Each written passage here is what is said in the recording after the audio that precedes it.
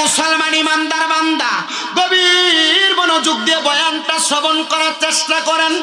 অনুরূপভাবে যখন বেঈমান বান্দার রূহ কবজ করার জন্য আজরাইল আসবে, কেউ বাধা দিবে না। আজরাইল আসার আগে এই বেঈমানের সামনে দুইটা ফেরেশতা আসবে, কিন্তু ওই দুইটা ফেরেশতার চোখের রংটি হইব নীল কালারের। ওই নীল চোখওয়ালা ফেরেশতাদেরকে দেখা বেঈমান বান্দা বিছানার মধ্যে প্রস্রাব পায়খানা করে দিবে। হায় রে, বেঈমান বান্দা বিছানার মধ্যে প্রস্রাব পায়খানা করে দিবে। এবার আজরাইল যখন বেঈমান বান্দার সামনে আসবে, আজরাইলের সঙ্গে বেঈমান বান্দা মুখ দিয়ে কথা বলার চেষ্টা করবে, মানে আজরাইল আমারে আর একটু সুযোগ দাও, আমার রূহটা পরে কবজ করবা, আমি মৃত্যুর জন্য একটু প্রস্তুতি গ্রহণ করি। তখন বান্দার এই দুই চোয়ালের মাঝখানে জিহ্বাটা কামড় পরে আটকে যাবে। এবার চোখের ইশারা দিয়ে বোঝানোর চেষ্টা করবে, বেঈমান বান্দার চোখগুলা উল্টে যাবে। বেঈমান বান্দা তখন আর চোখ দিয়েও কোনো ইশারা ইঙ্গিত করতে পারবে না। এবার আজরাইল বেঈমানের রূহটা কবজ করার জন্য বেঈমানের বুকটার মধ্যে যখন থাবাটা, দেখো না তুমি মিশাল মারে,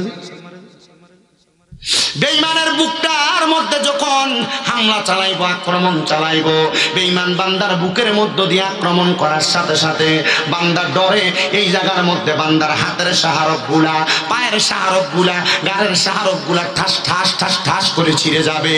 তখন বান্দার রক্ত চলাচল করতে পারবে না, বান্দার নাক এবং মুখ দিয়ে রক্তগুলা বের হয়ে পড়বে। একটা বার চিন্তা করো, এমন কষ্টের মরণ যদি তোমারে দেওয়া হয়। সাহাবায়ে কেরাম আমার নবীরে প্রশ্ন করে, নবী এমন কষ্টের মরণ আর কেমন কষ্ট পাওয়া যাবে আপনি বলেন না। বলে, একটা জীবিত বকরিরে জীবিত অবস্থায় লটকায়া শরীরের চামড়াটা জীবিত কুইলা ফেললে টাইনা টাইনা যত কষ্ট হয়, একটা বান্দার রূহ কবজ করার সময় বান্দার তার চাইতে আরো বেশি কষ্ট হয়। হায় রে, বান্দার রূহ যখন কবজ করবে, এই রূহটা কবজ করার পর ওই দুইজন ফেরেশতা বান্দার রূহটারে তাদের হাতের মধ্যে নিবে। কিন্তু দুঃখের বিষয়, ওই দুইজন ফেরেশতা হাতের মধ্যে একটা কাপড় নিয়া তাদের নাকের মধ্যে এমন ভাবে ঢাকনা দিয়া রাখবে। একটু আমার সাথে কইেন, আমার জায়গা হবে নি আমার মোরা লাশের লাইগা, মসজিদের পাশে আমার কবর দিও, কইরায় আমার জায়গা হবে নি।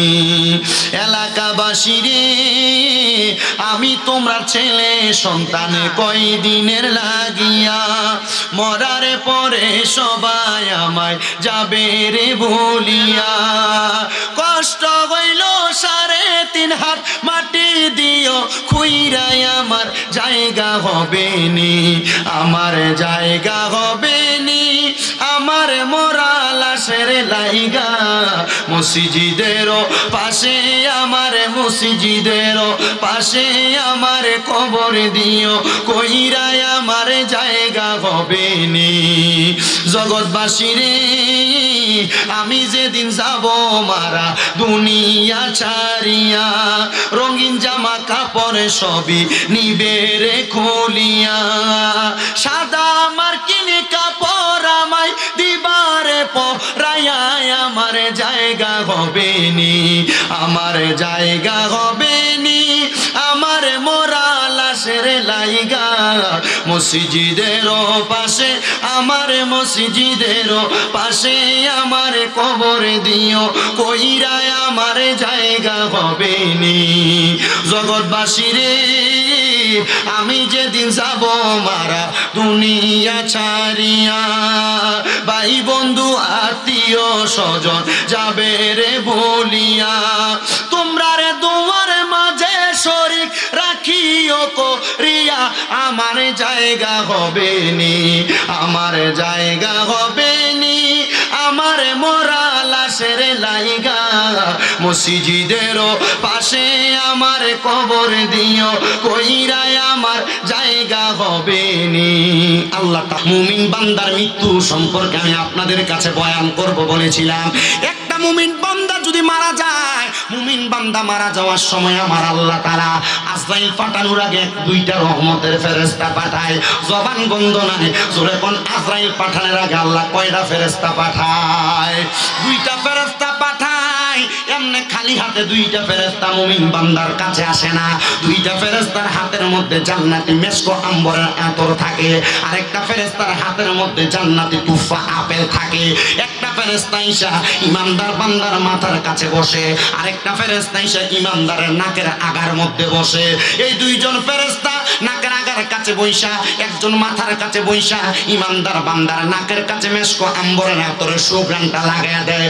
ইমানদার বান্দাটা ওই সুঘ্রাণটা পাইয়া ওই জায়গার মধ্যে ঘুমায়া যায়। কিন্তু আজরাইল যখন ইমানদারের সামনে আসে ইমানদারের রূহটা কবজ করার জন্য, মনে রাখবেন কোন মুমিন বান্দার রূহ কবজ করা এত সোজা না।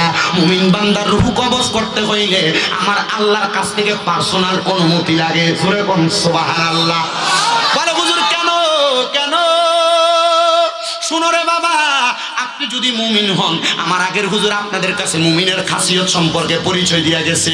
আপনি যদি মুমিন হন, আপনার এই রূহটা কবজ করার সময় আজরাইলের রহমতের 8 জন ফেরেশতা বাধা দিবে। কয়জন? কয়জন ফেরেশতা? মুমিন বান্দার রূহ কবজ করতে আজরাইলের কি ভালো হইব না কষ্ট হইব? জোরে কয় না কষ্ট হইব। কেমন কষ্ট শুনেন। আজরাইল মুমিন বান্দার রূহ কবজ করার সময় 1 নাম্বার মুমিন বান্দার বুকের মধ্যে থাবা দিবে, কিন্তু বুকের মধ্যে থেকে 2 জন ফেরেশতা দাঁড়ায়া যাবে। ও বন্ধু, ওই 2 জন ফেরেশতা মুমিন বান্দার রূহটার সামনে আজরাইলের সামনে দাঁড়ায়া ডাক দিয়া বলবে, আজরাইল মুমিন বান্দার বুকের মধ্যে কেন তুমি হামলা চালাইলা? আজরাইল ডাক দিয়া বলবে, এ 2 জন ফেরেশতা, তোমরা আমারে বাধা দিলা। তোমরা কি জানো না আমার আল্লাহ তাআলা তাওবা নামক একটা গাছ রাখছেন লামকানের মধ্যে, যেই গাছের পাতায় পাতায় মানুষের হায়াত লেখা। ওই গাছের পাতাটা ছিঁড়া পইরা গেলে ওই মানুষটার হায়াতটা শেষ হয়ে যায়। এই বান্দার হায়াত শেষ, এই জন্য বান্দার রূহ কবজ করার জন্য আসলাম। বান্দার বুকের মধ্যে হাত দিলাম বান্দার রূহ কবজ করার জন্য। 2টা ফেরেশতা বলবে, আজরাইল, এই 2টা ফেরেশতা বলবে, আজরাইল বান্দার বুক দিয়ে তো তুমি রূহ কবজ করতে পারবা না।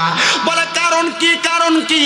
বলে মুমিন বান্দার বুকের মধ্যে আল্লাহ এবং রাসূলের ভালোবাসা আছে, এজন্য মুমিন বান্দার বুক দিয়ে রূহ কবজ করা যাবে না। এবার সবচাইতে আকর্ষণীয় জায়গা বিওয়াজিকা নূর, যে চেহারার মধ্যে নূর চমকাইবো, মুমিন বান্দার মুখের মধ্যে একটা থাবা দিব। ও মুসলমান, মুমিন বান্দার মুখের মধ্যে যখন থাবা দিব, কপালের মধ্যে থেকে 2টা ফেরেশতা দাঁড়ায়া যাবে। এই আজরাইল মুমিন বান্দার কপাল দিয়ে রূহ বাহির করতে পারবা না। বলে কেন কেন কেন কপালের মধ্য দিয়ে রূহ বাহির করতে পারবো না? বলে বান্দা মুমিন ছিল, বান্দা 5 ওয়াক্ত নামাজ আদায় করেছে, সিজদার মধ্যে যাইয়া সুবহান রাব্বিয়াল আলা বলেছে, আমার আল্লাহ তাআলার বরত্বের প্রশংসা করেছে, এই জন্য বান্দার কপাল দিয়ে রূহ বাহির করা যাবে না। এবার আজরাইল ফিরে যাবে, আজরাইল আইসা বান্দার ডান দিক দিয়ে হামলা করবে। বান্দার ডান দিকে যখন হাত দিবে, আর 2টা ফেরেশতা আজরাইলকে বাধা দিবে। এই আজরাইল এই ডান দিক দিয়ে রূহ কবজ করতে পারবা না। বলে কারণ কি? বলে বান্দার ডান দিক দিয়ে হইলাম আমরা বান্দার দান এবং সাদেকা, আমাদের কাছ দিয়ে তুমি রূহ কবজ করতে পারবা না। আমরা বান্দার পক্ষ থেকে পাহারাদার হয়ে গেলাম। এবার বাম দিক দিয়ে হামলা করবে, বাম দিক দিয়ে হাত দিলে 2টা ফেরেশতা দাঁড়ায়া যাবে। এই বান্দার বাম দিক দিয়ে রূহ কবজ করতে পারবা না। বলে কারণ কি? বলে বান্দার বাম দিক দিয়ে আমরা আছি বান্দার মা বাবার খেদমত, এই জন্য বান্দার বাম দিক দিয়ে রূহ কবজ করা যাবে না। এই আজরাইল এখন তো রূহ কবজ করতে পারবে না, আল্লাহ তাআলার কাছে ফিরে যাবে। আল্লাহ বান্দার রূহ তো কবজ করা যায় না। আমার আল্লাহ আজরাইলে নবীর হাদিস, আজরাইলকে নবীর হাদিসের বাণী শোনায়া দিবে। এ আজরাইল, তুমি কি জানো না বিকাউলি লা ইলাহা ইল্লাল্লাহ মুহাম্মাদুর রাসূলুল্লাহ ফাদাখালাল জান্নাতা, যেই ব্যক্তি জবান দিয়া লা ইলাহা ইল্লাল্লাহ মুহাম্মাদুর রাসূলুল্লাহ পড়ছে, সে মরার সময় ঈমানের সাথে মারা যাবে।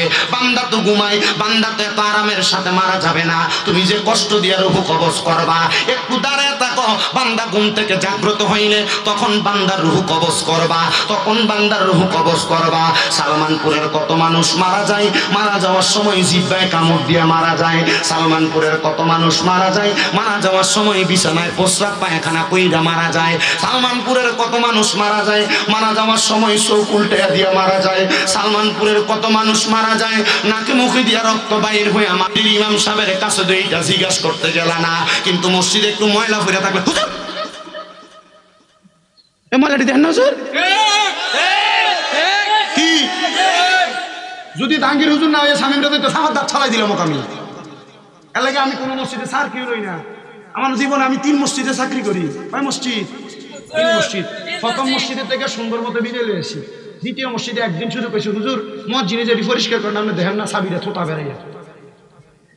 কারণ আমি যদি এবার এই ধমক শুনে স্যার কি করি, এ চাকরি যদি করতে যায় তাহলে আর এটা ইমামতি তো না, এটা গোলামি হইব।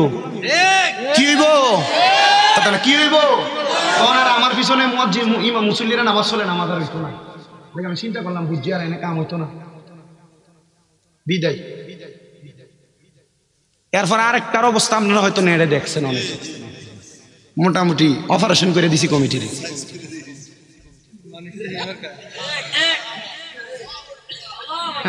তারা নামও জান এলাকার, একবার অপারেশন। এখন যেটা পড়াই, এক জমা পড়াই দেখেছি, হুজুর আমরা তো আপনি রইসাই। আমি বললাম ঠিক আছে সান, ঠিক আছে। আমি কিন্তু সবসময় পড়াইতে পারতাম না, মাহফিলের সিজন আমার সমস্যা। আমি 3 জমা পড়াই না, আজকেও পড়াইছি না জমা, খুব জ্বরে অসুস্থ তো। আমারে সভাপতি কল দিছে জুমার পরে, হুজুর জানি আইসেন না, আপনার ভাল লাগলে আইবেন, না লাগে না লাগলে আইন না। আমার কইতেছে তবে 5 জুমা আইয়েন না, 6 জুমার সময় তুই যদি 8টা মিস করেন 9 নাম্বারটা সময় তুই। ঠিক আছে, আমি তো আপনাদের কিছু হয় না হুজুর, কিছু হইলে এটা আমরা দেখি। আমি আমার ক্লাসমেটে পাঠাইছি, তুই পড়া, আমার শরীর ভালো না। কালকে মাহফিলের স্টেজ থেকে নামার পর বানসারামপুর আমার হাত পা একবার বইতে আসছে, প্রচণ্ড জ্বর। আমি কিন্তু মাহফিল একটা কইরে এখানে আসছি, আমার খুব কষ্ট হয়। কালকে আমার 3টা মাহফিল, আমি জানি না। আমি আসার সময় আমার একজন খাস উস্তাদ, যিনি এমন যে চোখ বন্ধ করলে অনেক কিছু বলতে পারে, কুমিল্লা সুজানগরে বকশিয়া জামে মসজিদের খতিব সাহেব মাওলানা আব্দুল মান্নান। হুজুরে আমি গাড়ি দেখা এটা দরজাটা খুলে নামে গেছি, হুজুর আমার জ্বর, কেমন ওয়াজ করবো জানি না, একটু দোয়া করে দেন। হুজুর কি করে? কদুর ফু দিছে, এখনো পর্যন্ত শরীর ঠিক আছে, দোয়া করেন যেন এখন থেকে ঠিক থাকে। তা আমার কথা যে এইটা আর কি, তো মসজিদ কমিটি আমার চাকরি দেওয়ার সময় শিখেছে বেতন কত দেওয়ান লাগবো। আমি কই বেতন কত দেওয়ান লাগবো, আপনারা আমারে তো দিতেন পারতেন না, আমি চাইলে আপনারা দিয়েন। তারা দেয় আমারে, মাশাল্লাহ দেয় 1000 করে প্রতি জুমা। আমি আজ পর্যন্ত কিছু কইছি না, 1000 আমি বাইর যাওয়ানোর আগে শেষ হয়, বাড়িতে যাওয়ানোর আগে শেষ হয়। আমি আজ পর্যন্ত কিছু কই নাই, কারণ আমি কইছি আপনারা যদি আমার সম্মান দিতে পারেন রাখেন। কারণ আমি পরে আমি সভাপতি সেক্রেটারি টুয়াইতাম না, আমি পরে উল্টা ফাল্টা কই এলাম, আপনি আমার রাখতে পারতেন না। ওই কইছে হ্যাঁ ঠিক আছে, হুজুর এটার কাহিনীটা মাইক যেমনে আছে এমনে থাক, এটার ওনার ঠিক করণ যেত না। হুজুর যেমনে আছে তাইলে হুজুর কি করন? আমি আমাকে নির্দিষ্ট পরিমাণ সম্মান দিবেন, ইমামের মতো। ইমামরা যখন আপনি কইবেন যে হুজুর এটা সাফ করেন, তখন আর এটা কি ইমাম থাকবো? কথা কয় না কা? সব মসজিদের ভিতরে এমন 2-1টা বান্দর মুসল্লি থাকে, কথা কন না কেন? এটা মসজিদের ইমামের ভিতরে লাগিয়ে থাকে, এটা লাগে এলাকার মসজিদের ভিতরে 3 মাস মুয়াজ্জিন টিকে না। আজান এমনি দিল কি রে, আজকে আজান 2 মিনিটের থেকে 3 মিনিট হলো কি লেগা? কথা কন না কেন? আমি চিন্তা করি এটি কি জবাব দিব আল্লাহর কাছে, কি জবাব দিব? এটি চাইয়ে থাকবো মুয়াজ্জিনের ঘাটটি উঁটের মাথার মতো লম্বা হয়ে রয়েছে। তখন মুয়াজ্জিনের ভাইয়ের কাছে হুজুর আমরা মেয়েদের চা খাবাইছিলাম, একটু আমার লয়ে যান।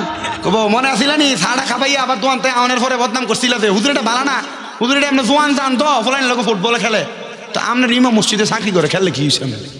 না না হুজুর খেলতে পারতো, হুজুর এটাও করতাম না, কিছু করতাম, হুজুরের দোষের অভাব নাই। কি কথা কন না কেন? ঠিক কিনা? আর বহুত এলাকার ভালো মানুষ যে এলাকায় ইমাম সাহেবরা 25, 26, 30 বছর 40 বছর ইমামতি করে, কোনো কিছু হয় না।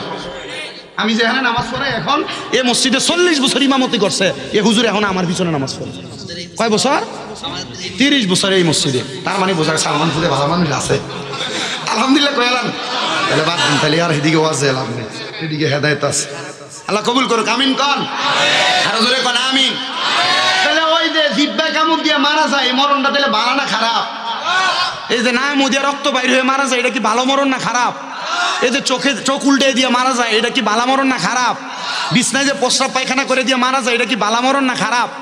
এই খারাপ মরণের কথা পরে কইতেছি, আগে মুমিনের সাদরার মজাটা বোঝাই, এরপরে বেঈমানের মরণের কথা কইতেছি। অসুবিধা হবে আপনারা? আসুন তো ইনশাল্লাহ।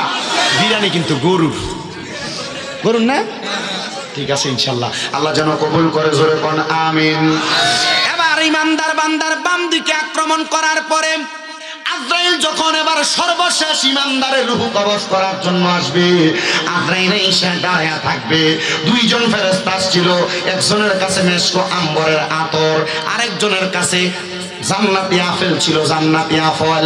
জান্নাতি আপেলটা লইয়া বান্দার মুখের কাছে দাঁড়িয়ে থাকবে। রে মুসলমান, এ সালমানপুরের বাবা, এবার বান্দা ঘুম থেকে জাগ্রত হয়ে যাবে। বান্দার চোখটা খুইলা দেখবে, বান্দার সামনে জান্নাতি আপেলটা ধইরা রাখছে। এবার জান্নাতি আপেলের মধ্যে লেখা কালিমে তৈয়বা, লা ইলাহা ইল্লাল্লাহু মুহাম্মাদুর রাসূলুল্লাহ সাল্লাল্লাহু আলাইহি ওয়াসাল্লাম। তখন বান্দা চোখটা খুইলা কালেমা পয়রা ফেলাইব। জোরে কোন সুবহানাল্লাহ। বান্দা যখন কালেমা পড়বে রে মুসলমান, বান্দার মুখ দিয়ে একটা বাতাস বের হবে, ওই বাতাসের সাথে সাথে বান্দার রূহ কবজ করা হবে। ছোট্ট একটা বাচ্চার মাথার মধ্যে বাচ্চা কান্না করলে মা হাত বুলে দিলে বাচ্চা যেমন করে ঘুমায়া যায়, ইমানদার বান্দা ঠিক তেমন করে ঘুমায়া যাবে। মুসলমান,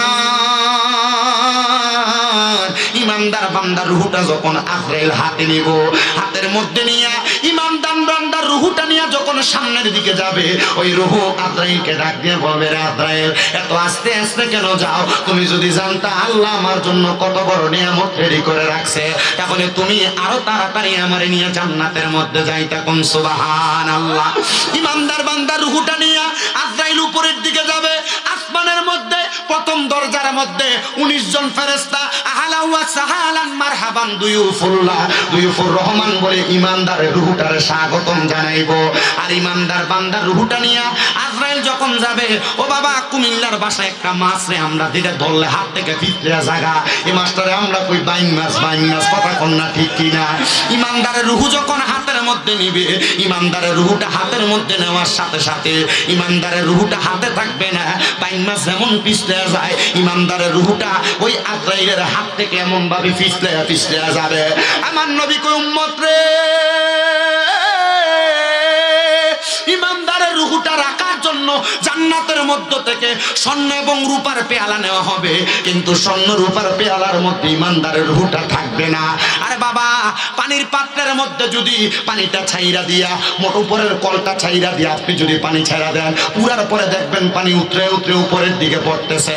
ইমানদারের রূহটা তখন পাত্র থেকে এমন ভাবে উতরে উতরে পড়তে থাকবে। এবার আজরাইল বলবে, আল্লাহ, ইমানদারের রূহটা কোন জায়গার মধ্যে রাখবো? আমার আল্লাহ বলবে, আজরাইল, তুমি কি জানো না আমি আল্লাহ ঘোষণা করেছি, ওয়ালা তাকুলু লিমান ইউকতালু ফি সাবিলিল্লাহি আমওয়াত বাল আহইয়াউ ওয়ালাকিন লা তাশউরুন। যারা মুমিন বান্দা, যারা আমি আল্লাহর রাস্তার মধ্যে চলে গেছে, তারা মরা না, তারা মরা না, বাল আহইয়াউন, তারা জিন্দা, ওয়ালাকিন লা তাশউরুন। এদেরকে যারা মরা বলে এরা নির্বোধ, এরা বোকা, এরা বোঝে না। এবার বলেন, মুমিনরা কি মরা না জিন্দা? আপনি কেমন মুমিন হওয়া লাগবে? মুমিনের খাসিয়ত, মুমিনের চরিত্র কি, ওইটাও বলবো ইনশাআল্লাহ। আল্লাহ কবুল করেন, জোরে পড়েন আমিন। এবার মুসলমান ইমানদার বান্দা গভীর মনোযোগ দিয়ে বয়ানটা শ্রবণ করার চেষ্টা করেন। অনুরূপ ভাবে যখন বেঈমান বান্দার রূহ কবজ করার জন্য আজরাইল আসবে, কেউ বাধা দিবে না। আজরাইল আসার আগে এই বেঈমানের সামনে দুইটা ফেরেশতা আসবে, কিন্তু ওই দুইটা ফেরেশতার চোখের রংটি হইব নীল কালারের। ওই নীল চোখলা ফেরেশতাদেরকে দেইখা বেঈমান বান্দা বিছানার মধ্যে প্রস্রাব পায়খানা করে দিবে। হায় রে, বেঈমান বান্দা বিছানার মধ্যে প্রস্রাব পায়খানা করে দিবে। এবার আজরাইল যখন বেঈমান বান্দার সামনে আসবে, আজরাইলের সঙ্গে বেঈমান বান্দা মুখ দিয়ে কথা বলার চেষ্টা করবে, মানে আজরাইল আমারে আর একটু সুযোগ দাও, আমার রূহটা পরে কবজ করবা, আমি মৃত্যুর জন্য একটু প্রস্তুতি গ্রহণ করি। তখন বান্দার এই দুই চোয়ালের মাঝখানে জিহ্বাটা কামড় পরে আটকে যাবে। এবার চোখের ইশারা দিয়ে বোঝানোর চেষ্টা করবে, বেঈমান বান্দার চোখগুলা উল্টে যাবে। বেঈমান বান্দা তখন আর চোখ দিয়েও কোনো ইশারা ইঙ্গিত করতে পারবে না। এবার আজরাইল বেঈমানের রূহটা কবজ করার জন্য বেঈমানের বুকটার মধ্যে যখন থাবাটা, দেখো না তুমি বিশাল মারে,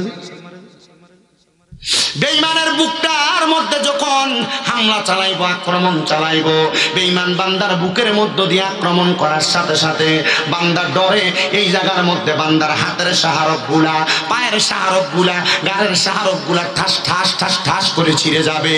তখন বান্দার রক্ত চলাচল করতে পারবে না, বান্দার নাক এবং মুখ দিয়ে রক্তগুলা বের হয়ে পড়বে। একটা বার চিন্তা করো, এমন কষ্টের মরণ যদি তোমারে দেওয়া হয়। সাহাবায়ে কেরাম আমার নবীরে প্রশ্ন করে, নবী এমন কষ্টের মরণ আর কেমন কষ্ট পাওয়া যাবে আপনি বলেন না।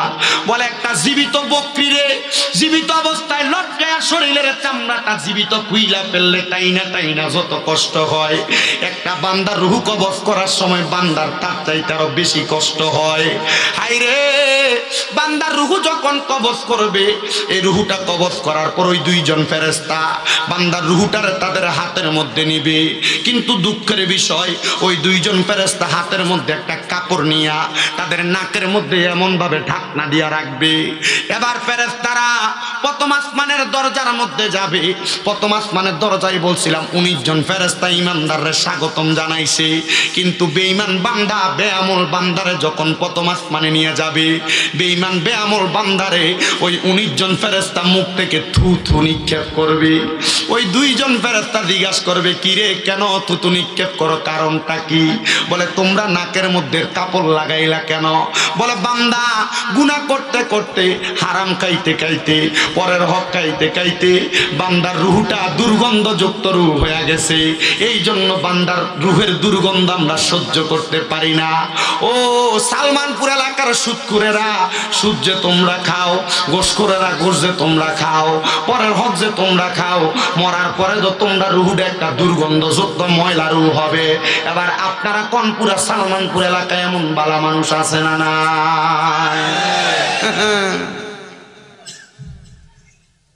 সুদ খানা আপনারা আবার এটি ধরে নিয়ে মসজিদের সভাপতি বানান, এটি ধরে নিয়ে মসজিদের সেক্রেটারি বানান, এটি ধরে নিয়ে এলাকার সর্দারের মাতব্বরির দায়িত্ব দেন।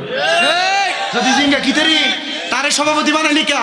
হ্যাঁ, মসজিদের সাত ডালাই দিতে যে রডটি লাগছে বেটা দিছে, কথা কয় না কেন? মসজিদের প্রথম কাতারে মসজিদের টাইলস কি এটি বেটা দিছে, এর লাগে বেটা সভাপতি, কথা কন না কেন? আবার সাধুয়ানে বইয়ে দেখবেন লম্বা লম্বা কথায় সুদখোরেরা কয়, কথা কন না কেন? আছে না নাই এমন অবস্থা? 100 যে জায়গাতে এটির কথা কই মা বলে তুফান ছুড়ে, তার মানে বোঝা যায় এমন রুগীর অভাব নাই, কথা কন ঠিক কিনা?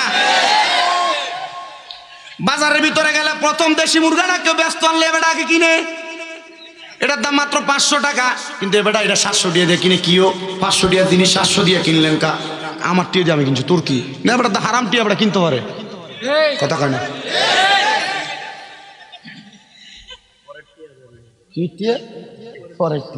আসেনি এ সুদখোররা কয়েকটা শাস্তির কথা শোনেন। এটি কবরে যাওয়ানোর পর কইতাম, এটি কবরে যাওয়ানোর পরে আল্লাহ তাআলা এমন ফিডা ফিটবো, ডাইরেক্ট ফিডা। হুজুর এই যে কয় না হুজুর ওয়াজ করি না আমরা, সওয়াল জবাব আছে 3টা, মান রাব্বুকা ওমান দিনুকা ওমান নাবিয়ুকা, জি না? এটা ডাইরেক্ট মাই, ডাইরেক্ট ফিডা। এবং একদিন না তো টানা সর্বনিম্ন 3000 বছর ফিটবো। তিরমিজি শরীফের হাদিস। কয় হাজার বছর? হুজুর ওই হাসরের ময়দানের একদিন আর দিনের কয়দিন জানি?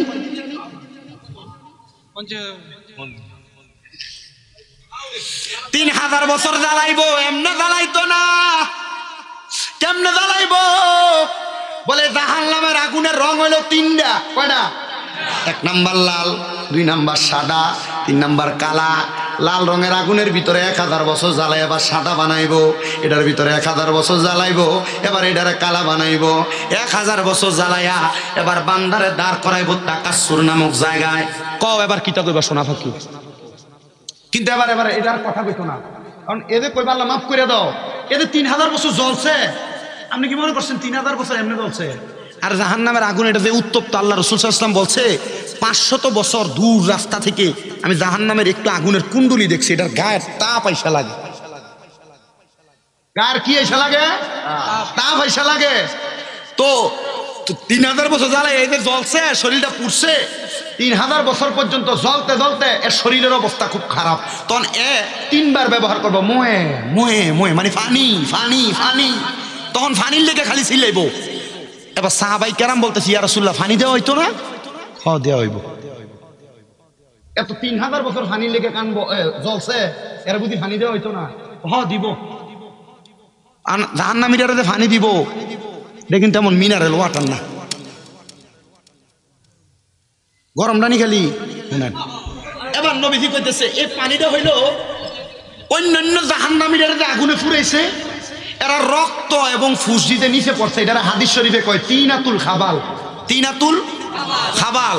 এই রক্ত পুষগুলারে একটা লোহার গরম পাত্রে লইব। লোহার গরম পাত্রটা কেমন? এই দেখেন আগুনের কয়লা যখন গরম এটা লাল টসটস হয়ে যায়, যায় না? এই লোহার গরম পাত্রটার ভিতরে নিব, নিয়ে কেবল ন খাও সূর্যে খামজা কইরা যে ফুতের লেগে, ফুতের বালাকটা কলেজে পড়ানোর লেগে, স্কুলে পড়ানোর লেগে, মানুষ করবার লেগে, আপনি যে আপনার পুতের লেগে আপনি যে সুদ খাইতেছেন, এই ফুতের কইবা ফুতরে একটা নেক আমল দেস না, ফুতে কইব চিনি না। আপনি যে স্ত্রীরে দামি 3 পিস পরাইবার লেগে হারাম খান, এই বউ কইব তোমার আমি চিনি না, তো লাভ কি এমনি হারাম খাইয়া? তখন বান্দা পানি খাবে, বলে হ্যাঁ দুনিয়ার একটা পানির মধ্যে একটু পরিমাণ সামান্য ময়লা পড়লে আপনি পানিটা ফালাইয়া দিয়া এরপরে ধুইয়া তারপরে ভালো পানি খান। তখন বান্দা এই তিনাতুল খাবাল মুখে দিবে, মুখে দেওয়ার পর বান্দার পেটের নাড়ি বুড়িগুলা এই তিনাতুল খাবালের সাথে উতরে বান্দার পায়খানার রাস্তা দিয়ে পড়বে। জোরে কম নাউজুবিল্লাহ।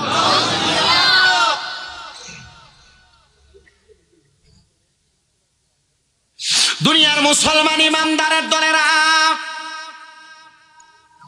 গভীর মনোযোগ দিয়ে বয়ানটা শ্রবণ করার চেষ্টা করেন। আমি আপনাদের উদ্দেশ্যে আর অল্প কিছুক্ষণ বয়ান করব, তারপরে বিদায় নিব। যদি আপনারা কষ্ট করে আমার সামনে বসেন, আমি বয়ানটা শেষ করব।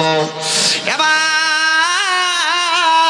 বেঈমান বান্দার রুহু যখন কবজ করা হইল, রুহুটা কবজ করার পরে বেঈমান বান্দার জন্য নাকের মধ্যে ফেরেশতারা যখন নাকের মধ্যে দুর্গন্ধলা রুহুটারে নিয়ে ধইরা রাখবে, এবার বেঈমান বান্দার রুহুটা নিয়ে আসমানের দিকে যাবে। আসমানের সামনের দরজা বন্ধ থাকবে, ডাইনে বামের দরজা বন্ধ থাকবে, বান্দার রুহু কোনো জায়গার মধ্যে রাখা যাবে না। বলে বান্দার ঠিকানা কোথায়? বান্দার ঠিকানা হইল ফি নারি জাহান্নামা খালিদিনা ফিহা, বান্দার ঠিকানা জাহান্নাম। সাহাবায়ে কেরাম বলে ইয়া রাসূলুল্লাহ কতদিন থাকবে? বলে আয়াতে কারিমার মধ্যে প্রমাণ দেওয়া হয়েছে খালিদিনা ফিহা, বান্দা চিরস্থায়ী বাসিন্দা হয়ে জাহান্নামের মধ্যে থাকবে। নবী গো তারা কারা? আমার নবী শিখিয়ে দেয় তারা হলো ওই ব্যক্তিরা, উলাইকা হুম শাররুল বারিয়া, এরা হইল দুনিয়ার সবচাইতে নিকৃষ্ট ব্যক্তি, বাজে ব্যক্তি, খারাপ ব্যক্তি। আপনি চিন্তা করে দেখেন আপনি কোন কোন কাজগুলা করতেছেন, ওই কাজগুলোর কারণে আপনি জান্নাতে যাবেন কিনা। আপনার বিচার অন্য কেউ করবে কেন? আপনার বিচার তো আপনি নিজের বিবেককে নিজে প্রশ্ন করলে বিচার করতে পারেন। ও মুসলমান, এমন কষ্টের মরণ আপনি নিয়েন না, আপনি একটা ইমানি মরণ নেন, ইমানি মরণ। এবার আল্লাহর হাবিব সাল্লাল্লাহু আলাইহি সাল্লাম বলে দুনিয়ার মানুষ শুইনালো, যারা ইমানদার, যারা মুমিন, তাদের মরণ কেমন হবে? নবী গো কেমন মরণ হবে আর তাদের মরণের পরে কি নিয়ামত দেওয়া হবে?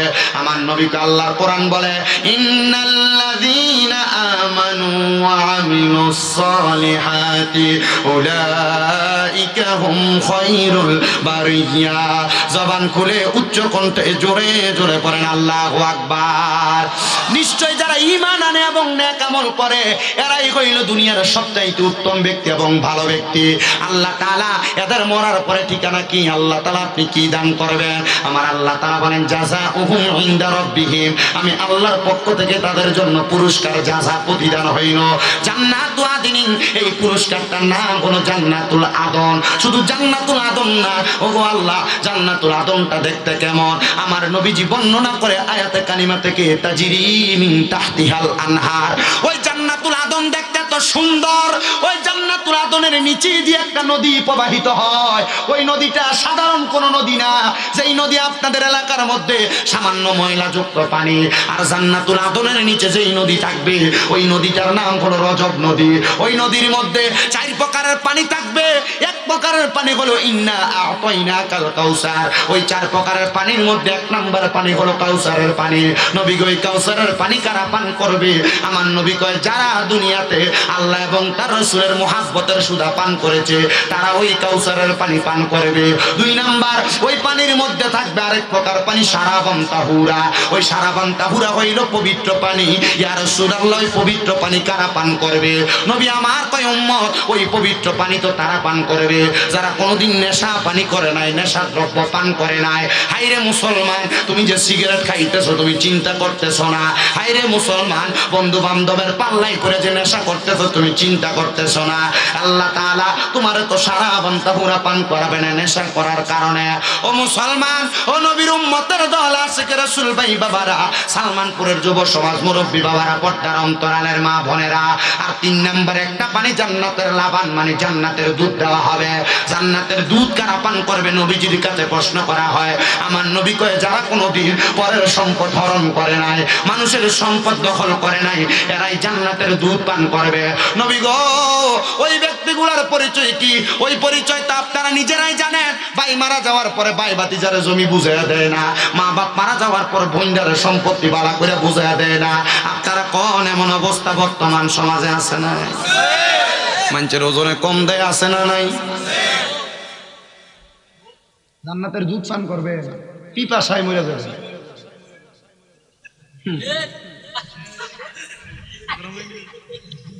কি তো হুজুর, ও সেদিন হায় হায় হাহাকারে পইরা যাবে দনি, পিপাসায় পাটিবে ছাতি মগজ গলে পানি, কান্দিয়া জমিবে যত আদমের আওলাদ, আদম নবীর কাছে যাইয়া করবে ফরিয়াদ। সেদিন আদম বলবে নাফসি নাফসি, আমি কি সুপারিশ করতে পারি গো? তোমরা তাড়াতাড়ি চইলা যাও না আখিরি নবীর দরবারে, কঠিন দিনে আমার নবীজি বিনে, কঠিন দিনে আমার নবীজি বিনে। কিন্তু তুমি জমি দখল করবা, নবী তোমার বাঁচাইবো, ফিরেও চাইতো না। হুজুর নবী যে কইছে কুল্লু উম্মতি ইয়াদখুলুনাল জান্নাহ, আমার সব উম্মত জান্নাতি। কিন্তু নবী লাস্টে দিয়ে একটা কথা কইছে, ইল্লা মান আসওয়ানি।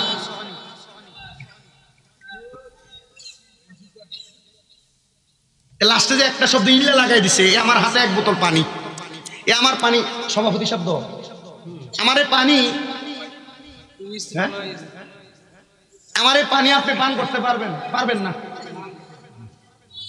আরেকটা কথা কই, আমরা যে কথা কোন হুজুরও আসে,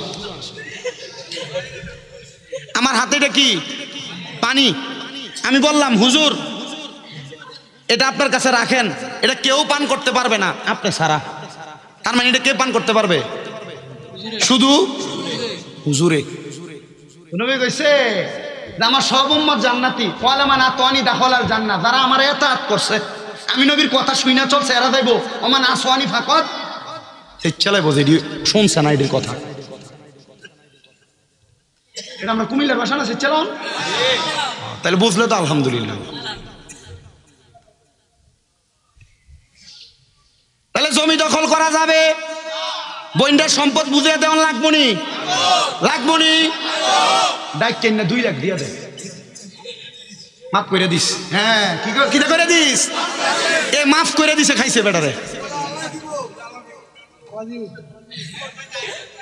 আপনি বইনেরটা বইনের নির্দিষ্ট পরিমাণ বোঝাই দিতে হবে, যদি না দেন তাহলে আল্লাহর কাছে আপনি এটার জন্য জবাবদিহিতা করতে হবে। আর যত পরিমাণ জমি এ বোনের খাইছেন আপনি, এ প্রত্যেক পরিমাণ জমির 7 স্তবক আপনার গলায় ঝুলিয়ে দেওয়া হবে। ঘাড় সোজা কইরা হাসরের ময়দানে দাঁড়াইতে পারবেন না। তখন জমি বের কইরা অন্য নবীর উম্মতরা দিকে ভালো, এটা কেডা? ওইটা যে মানুষ জমি দখল করছে, ক্ষেতের গালাডিতে কাজ হইছে, মানুষ জমি দখল করছে, এটা সেটা আগে খেতের লাইলি দিয়া ব্যাঙ্গারি টাইন না ধান আনো যেত মাই ছত্রের থেকে, অন আড়ানো যায় না, এটা হাতের বান। কথা কোন আছে না নাই? ওজনেও কম দেয়, আসেনিও পরে একটা বাড়াই দে, পরে বাইক নিয়ে দে সমান সমান।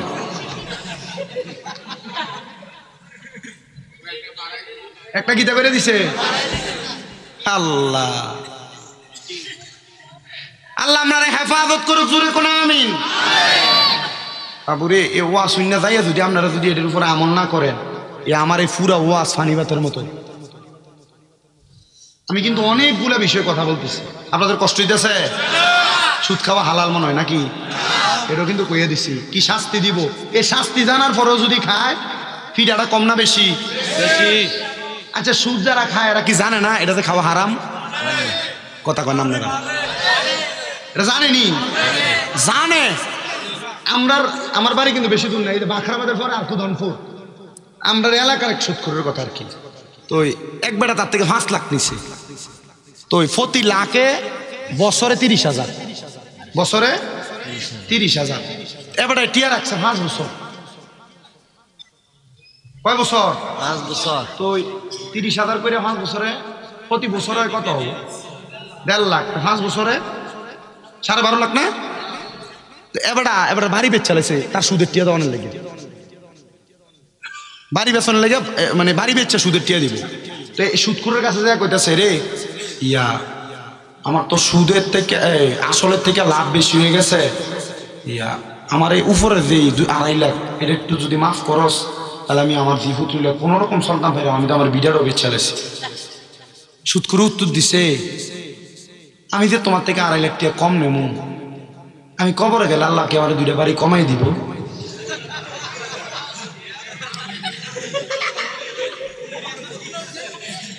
তার মানে হ্যাঁ জানে গুনারে গুনা মনে করে যে গুনা আবার করে, এটা কুফুরি। এটা কি? এটা কুফুরি। আরে কুফুরি যে করে হ্যাঁ কাফের। তার মানে কাফের ঠিকানা কি জান্নাত না জাহান্নাম? এটা জাহান্নামের কুত্তা বিলাই হইলে থাকলো আল্লাহ তাআলা এদেরকে জাহান্নামের আগুনের ভিতরে জ্বালাইবে। কথা কোন ঠিক কিনা? তো এই কথাগুলো বলতেছিলাম আর কি, এটা যন্ত্রণাদায়ক শাস্তি। আবার এখন সুদের সিস্টেম ঘুরে গেছে গা, বেড়াই তার খায় না, বাড়ি বাড়ি বেরিয়েতে সুদের ব্যবসা করে। কথা কন না কেন আপনারা?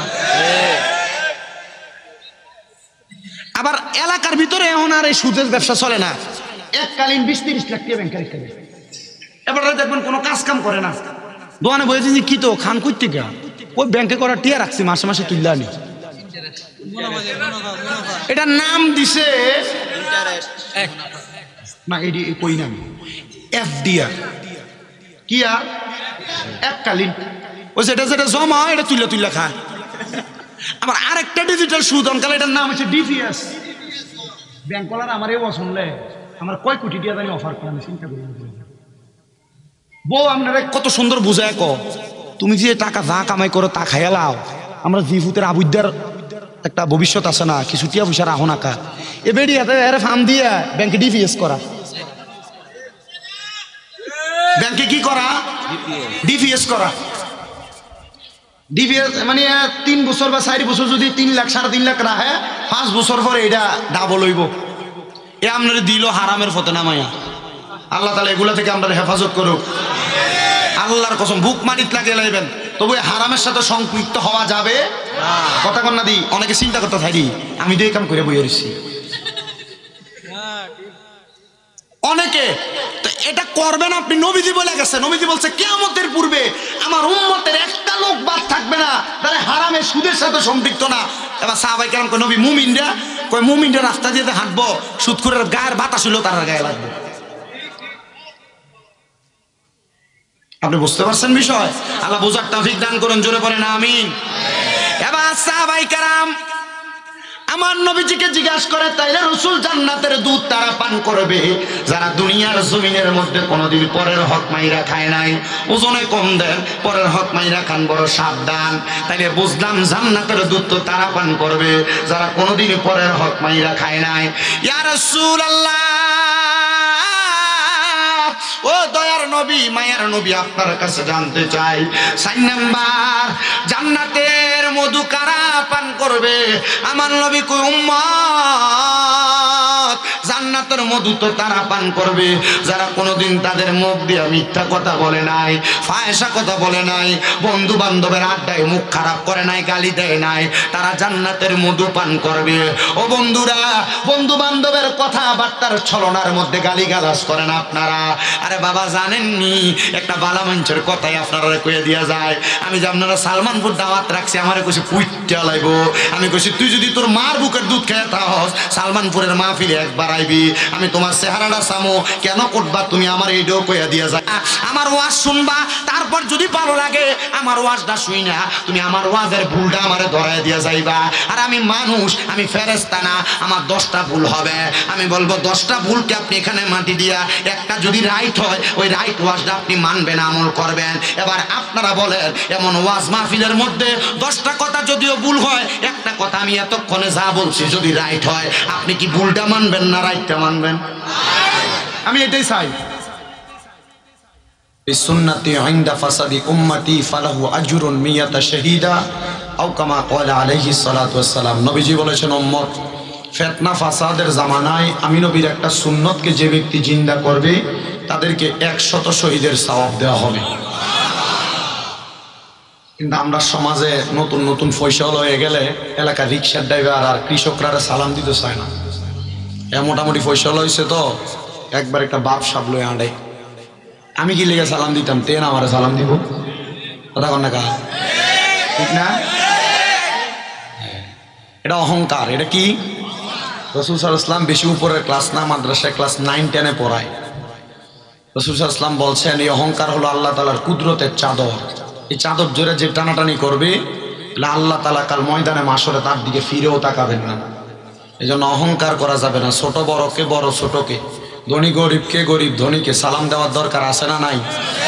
আমি আপনারা সালাম দিছি, কিন্তু আপনারা যে জবাব দিছেন। আর আমার পূর্বে যিনি ওয়াজ করছে মাওলানা আতাউল্লাহ বিন মুসলিম, দেখলাম যে অনেক মূল্যবান তকরির করছেন আপনাদের কাছে, কিন্তু আপনারা এনে যে এত মানুষ আছেন আমি এটা টের পাইছি না।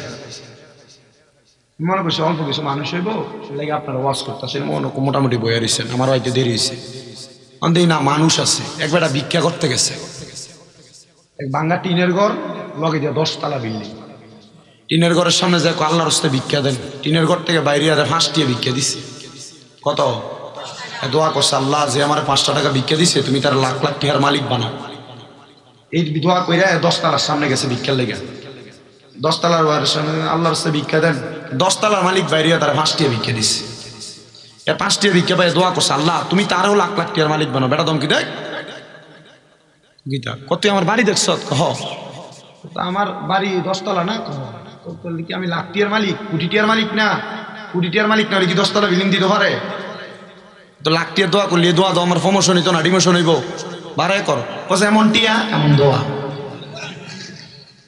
আপনারা যারা এখানে আসছেন, যে আওয়াজ দিচ্ছেন, মানুষ ঠিক আছেন, সব প্যান্ডেল পুরা, কিন্তু আপনারা যে আওয়াজ দিচ্ছেন আওয়াজ অনুযায়ী ওয়াজ করে আমি আবারও সালাম দিচ্ছি।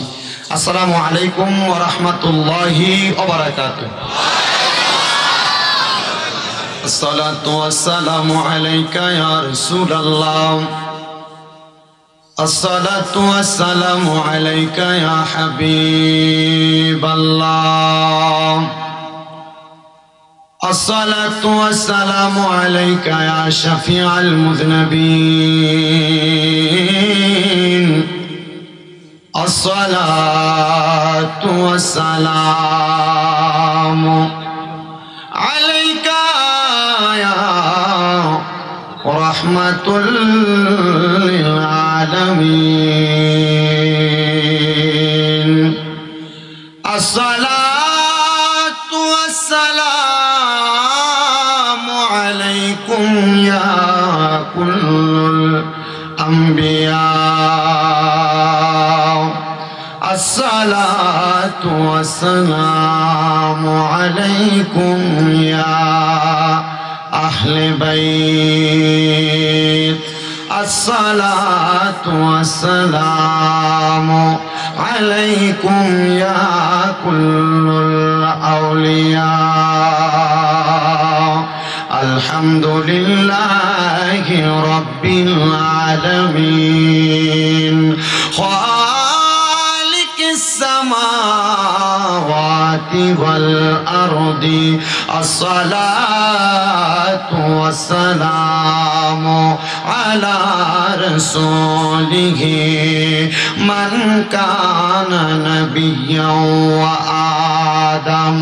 وآدم بين الماء والتين سيدنا إيماننا وسندنا وحبيبنا محمد رسول الله صلى الله عليه وسلم الذي أرسله بالحق بشيرا ونذيرا وداعيا إلى الله بإذنه وسراجا وقمرا منيرا একটা জবান বন্ধ রাখবেন না সবাই জবান খুলে মায়ার সুরে পড়েন না আল্লাহু আকবার হে আমার এই কুমিল্লা জেলার অন্তর্গত সালমানপুর মধ্যপাড়া গাবতলী বেবি স্ট্যান্ড এর যুব সমাজের উদ্যোগে এত সুন্দর জান্নাতের বাগানের মধ্যে আয়োজিত এই জান্নাতের বাগানে যারা বসলেন আমার বাবাজিরা বন্ধুরা আপনাদেরকে বললাম আল্লাহু আকবার বলার জন্য কেউ জোরে বললেন কেউ আস্তে বললেন আবার তাকায় দেখলাম একজন আরেকজনের জবানের দিকে তাকায় আছেন না রে বন্ধুরা এই কথাটা মনে রাখবেন সব সময় আমার আল্লাহ তাআলা ঘোষণা করেছে ওয়াশকুরু নি'মাতাল্লাহি আলাইহি মিন কুনতুম ইয়াহু তা'বুদুন আল্লাহ কয় বান্দা তোমরা আমি আল্লাহর নিয়ামতের শুকরিয়া আদায় করো যদি তোমরা আমি আল্লাহর ইবাদত করো আপনারা কেউ জবানটা বন্ধ রাখবেন না আপনারা বলেন নামাজ রোজা হজ যাকাত দান সদকা যত ইবাদত আছে আমরা সবাই করি কার জন্য ওই আল্লাহকে ডান হাত তুলে সবাই জোরে ডাকবেন আল্লাহ মুহাব্বতের আওয়াজে ডাকবেন আল্লাহ দুইটা হাত তুলে পড়েন ইয়া রাসূলুল্লাহ উচ্চ কণ্ঠে পড়েন ইয়া ওলি আল্লাহ আমার বাবাজিরা বন্ধুরা গো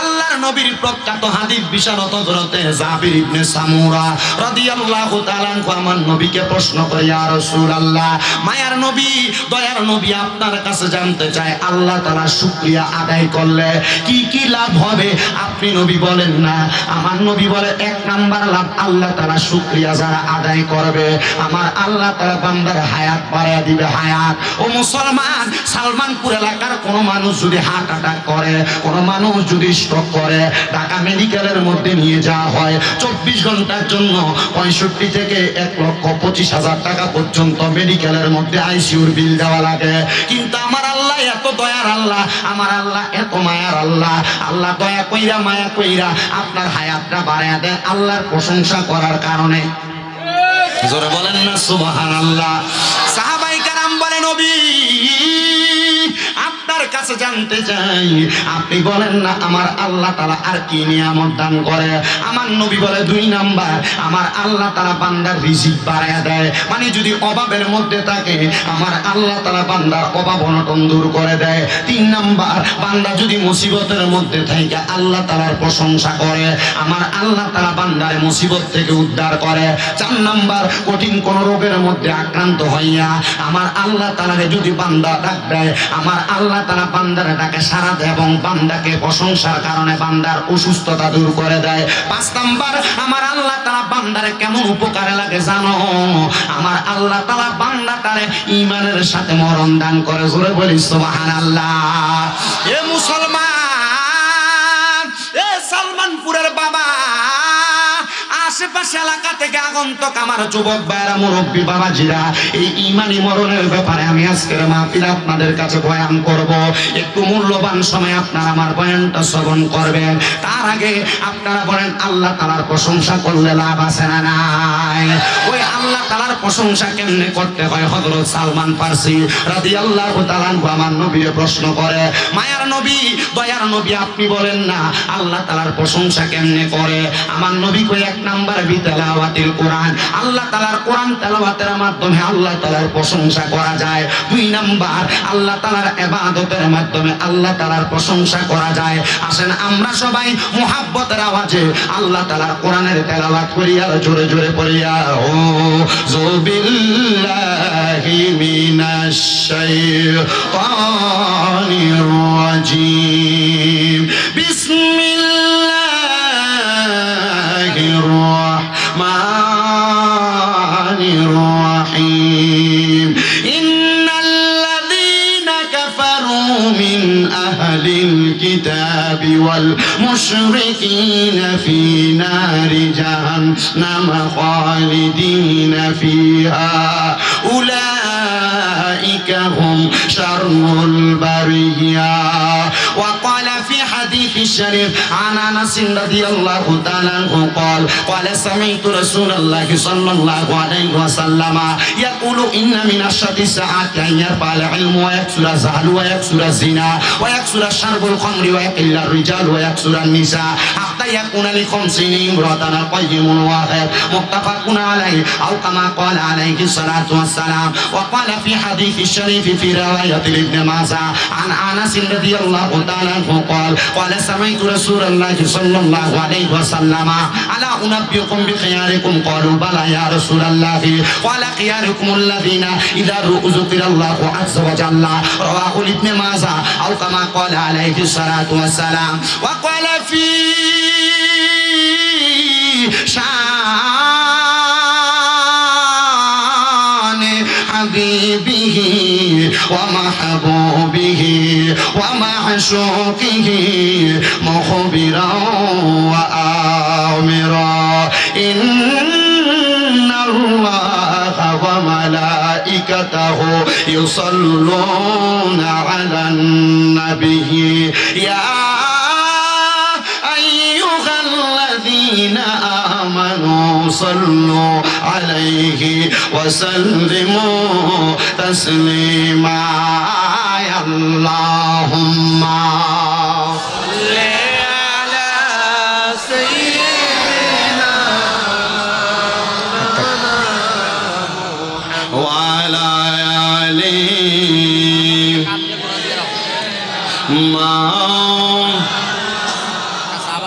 কিবা এলেম আছে আমার কিবা জ্ঞান আছে নবী গো কোনভাবে প্রশংসা করব জানা নাহি আছে রাখো যদি চরণ তলে থাকবো পাশে পাশে দিদারে যদি পাই গো নবী আমার মরণ কালে আল্লাহুম্মা সাল্লি মারহাবা মোহাব্বত নিয়ে পড়েন ঈমান তাজা হবে। মুহাম্মাদ ওয়া আলা আলিহি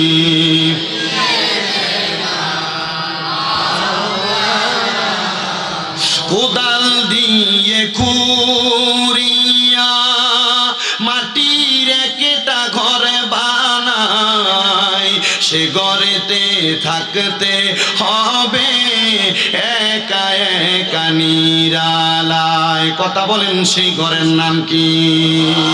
সেই ঘরেতে আপন বলতে কেউ তো তোমার থাকবে না আপন যিনি হবে তিনি শাহে মদিনা। আল্লাহুম্মা সাল্লি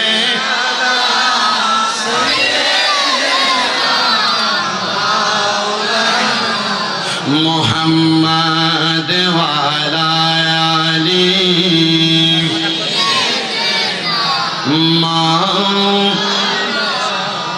লা ইলাহা ইল্লাল্লাহু লা ইলাহা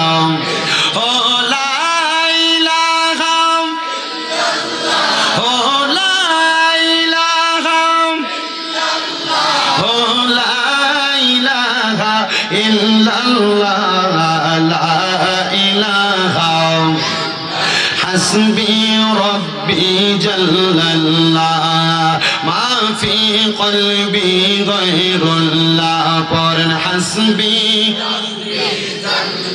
لا ما في قلبي غير الله نور محمد صلى الله قرن نور محمد صلى الله لا إله إلا الله لا إله إلا الله لا إله বন্ধু নাম নামাজ রোজা চাই রহনা কে মা বাবার খেদমত চাই রহনা বলেন নামাজ রহনা কে মা বাবার খেদমত চাই রহনা আমার নবীজির দুরূদ বইল না বলেন নবীর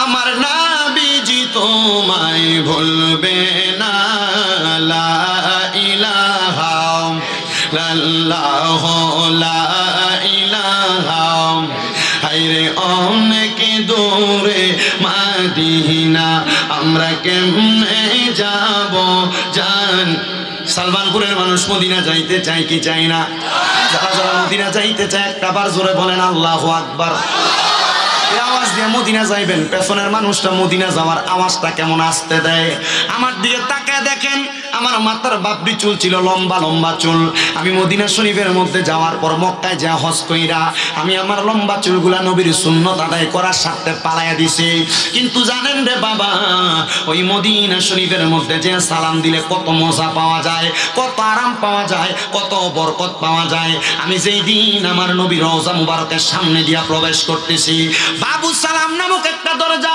ওই দরজা দিয়ে মদিনা শরীফের দিকে প্রবেশ করলে নবীর রওজা মুবারকটা যখন সামনে আসে আমি তাকায়া দেখলাম কত দাড়ি পাকা মুরব্বী বাবারা কত যুবকের দলেরা আমার নবীর রওজা মুবারকের মধ্যে সালাম দিতেছে কিন্তু আমার সাথে একজন ভাই যখন সালাম দেয় আমি দেখলাম তার চোখটি বায়া বায়া পানি পড়ে আমি তারা জিগাইলাম ভাই নবীর রওজায় সালাম দেন কান দেন কেন এ আমার উল্টে কই হুজুর আপনার চোখে তো পানি দেখা যায় আমি কইলাম এটাই দুনিয়ার কোনো কিছু পাওয়ার জন্য কান্না না রে এটা কান্না কইল আমার জীবনের সবচাইতে বড় একটা শখ ছিল আমি আমার জীবনে যা কামাই করি আর না করি আমি আমার মরণের আগে একবার মক্কা মদিনা যাইমু আমি এই জন্য কান্দি আল্লাহ এত সকাল এত তাড়াতাড়ি আমার দোয়াটা কবুল করবে আমি তো জানি না আমি মদিনা শরীফের মধ্যে রাসূলে পাকের রওজা মুবারকে সালাম দিয়া আমি আমার 7 দিন পর্যন্ত 5 ওয়াক্ত নামাজের পরে নবীর রওজা মুবারকে সালাম দিছি কিন্তু আমি নবীর রওজা মুবারকে যেই দিন লাস্ট সালাম দিয়ে বিদায় নিয়ে চইলা যাব আমি আমার নবীর রওজার সামনে দাঁড়ায়া দাঁড়ায়া বলছি নবী গো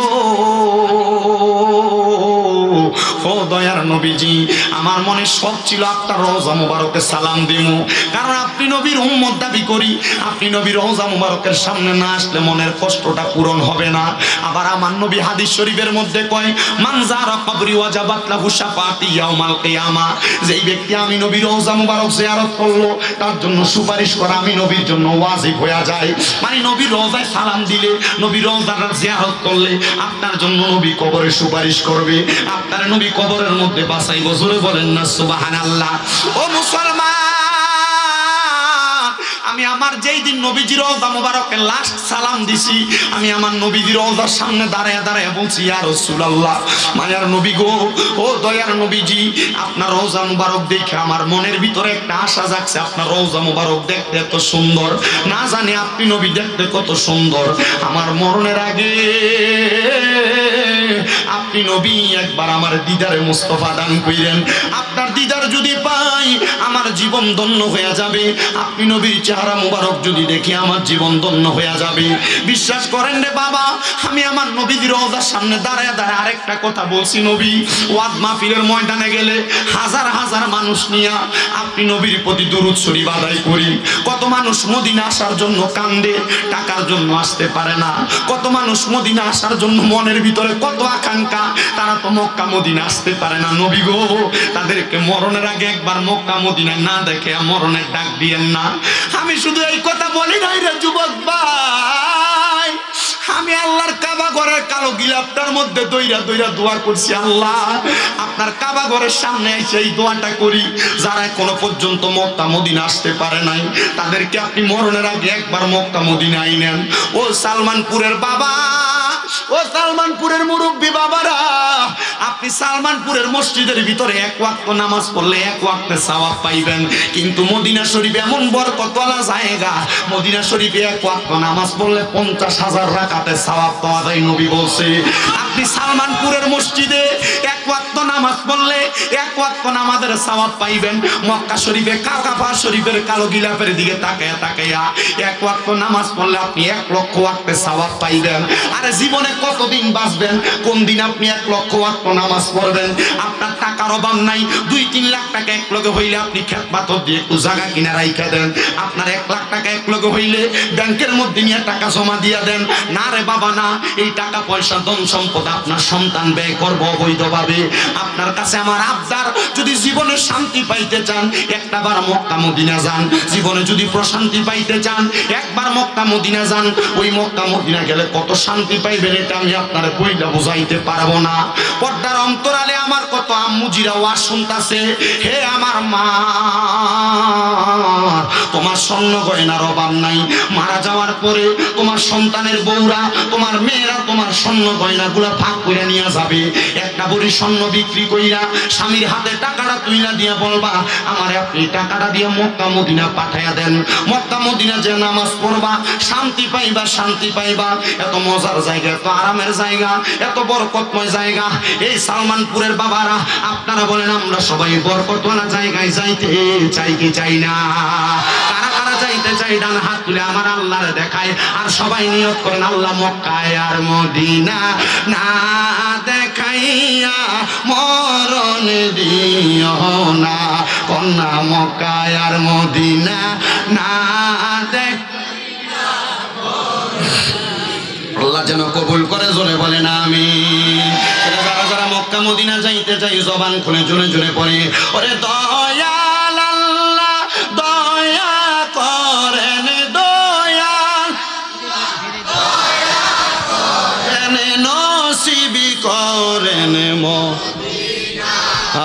লা ইলাহা ইল্লাল্লাহ, লা ইলাহা ইল্লাল্লাহু মুহাম্মাদুর রাসূলুল্লাহ সাল্লাল্লাহু আলাইহি ওয়াসাল্লাম। সবাই জবান খুলে পড়ি আলহামদুলিল্লাহ। আর ডাইনে বামে যাব না, ডাইরেক্ট আমি আমার আলোচনার মধ্যে চলে যাচ্ছি। রাজি আছেন ইনশাআল্লাহ? এবার আমার নবী বলছেন, তাহলে ফায়সা কথা যারা বলবো তারা জান্নাতের মধু পান করতে পারবে না। যারা গালি দিবে, মিথ্যা কথা বলবে, তারা জান্নাতের মধু পান করতে পারবে না। তো মিথ্যা কথা বলতে সাবধান। এবার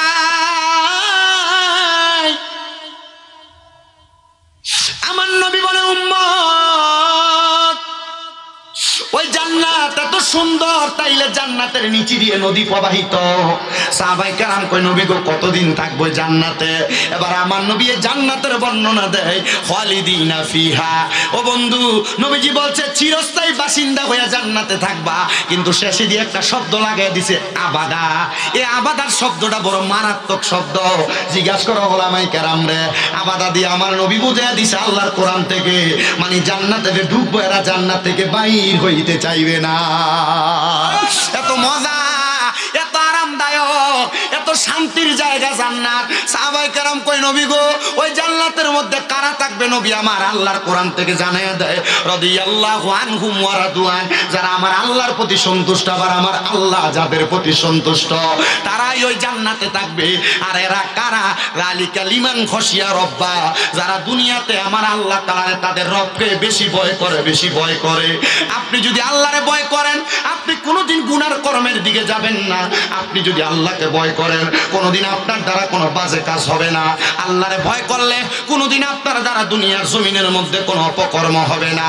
এজন্য আমার সালমানপুরের বাবারা এমন ভাবে আপনার জীবনটারে আপনি সাজাইবেন, গোছাইবেন, যেন আপনার এই জিন্দিগিটা ইমানের জিন্দিগি হয়। মরার সময় আপনি হাসতে হাসতে মরে যাবেন, কিন্তু এলাকার সব মানুষ আপনি মারা যাওয়ার পর আফসোস করবেন। কিন্তু অনেক মানুষ তো মারা যায়, মাইকিং করে যাওয়ার সময় মানুষ কয় বহু জ্বালাইছে, এটা মরছে ভালো হয়েছে।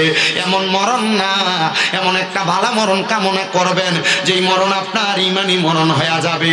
শোনেন, এমন একটা ইমানি মরণের কথা আমি আপনাদেরকে জানিয়ে দেই, যে ব্যক্তিটার বাড়ি ছিল দামেস্ক নামক এলাকার মধ্যে। উনি বলেন, ও জগতের মানুষ, দামেস্ক এলাকার মধ্যে আমি বসবাস করি কথা সত্য, কিন্তু আমার মনের মধ্যে একটা আকাঙ্ক্ষা ছিল, রাহমাতুল্লিল আলামিন নবীকে আমি একবার হইল ঘুমের ঘরে স্বপ্নে দেখতে চাই। কিন্তু আমার নবী কোনোদিন আমার একবারও দেখা দেয় নাই।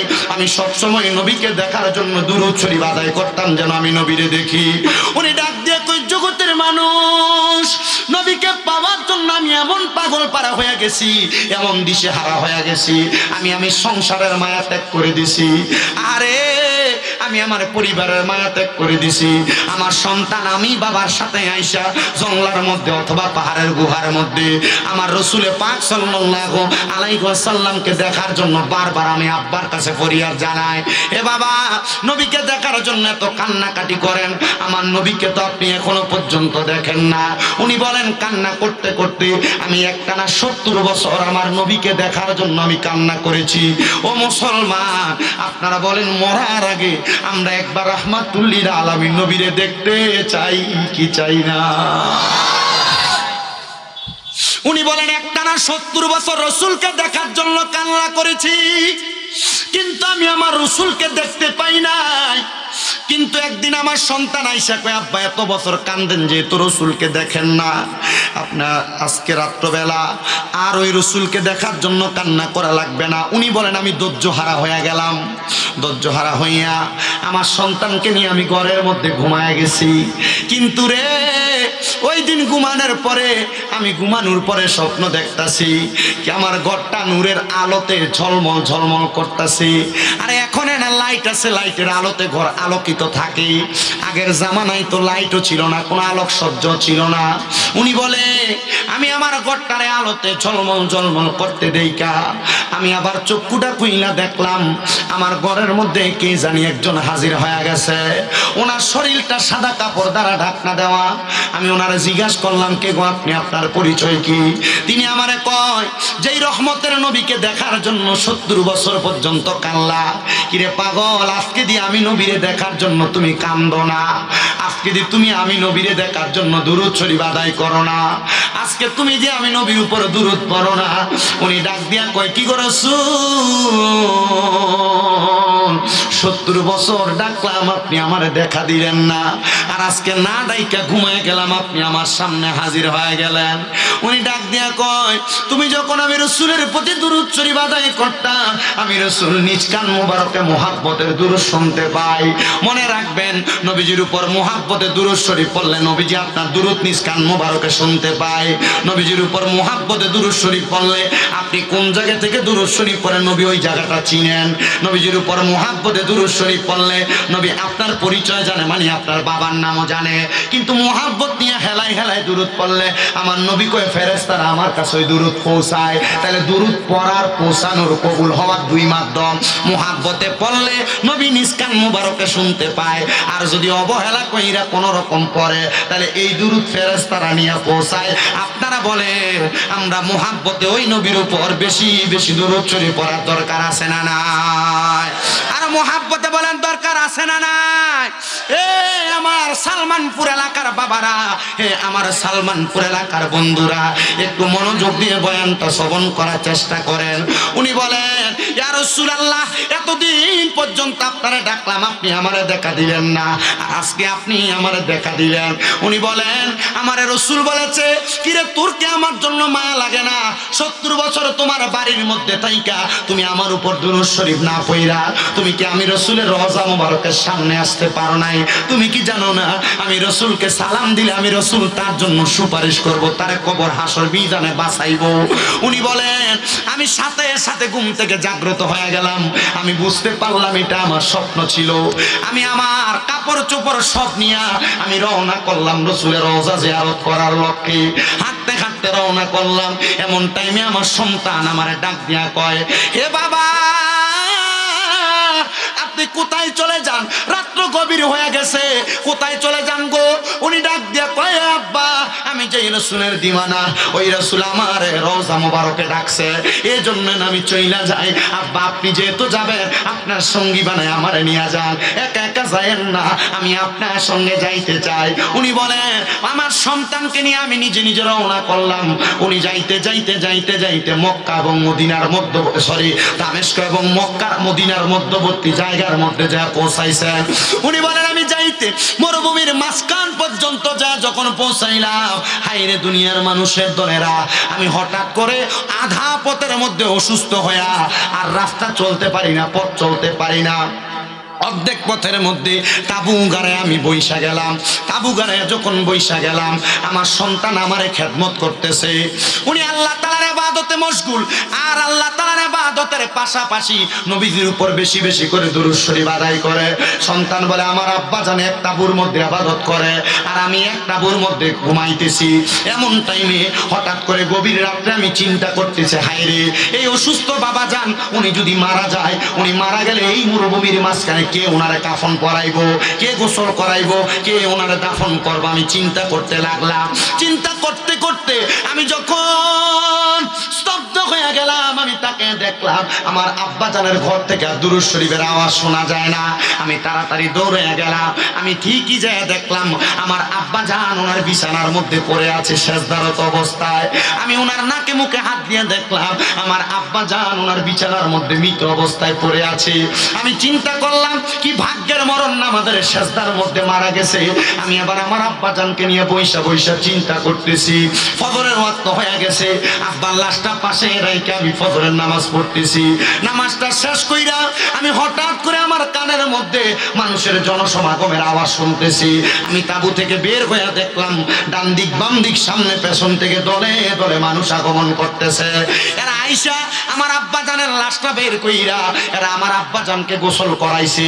মশকের মধ্যে কইরা পানি নিয়ে আসছে, মশকের মধ্যে কইরা পানি দিয়ে আমার আব্বারে গোসল করাইয়া আমার আব্বারে কাফন করাইয়া তারা আমার আব্বারে দাফন করে ফেলছে।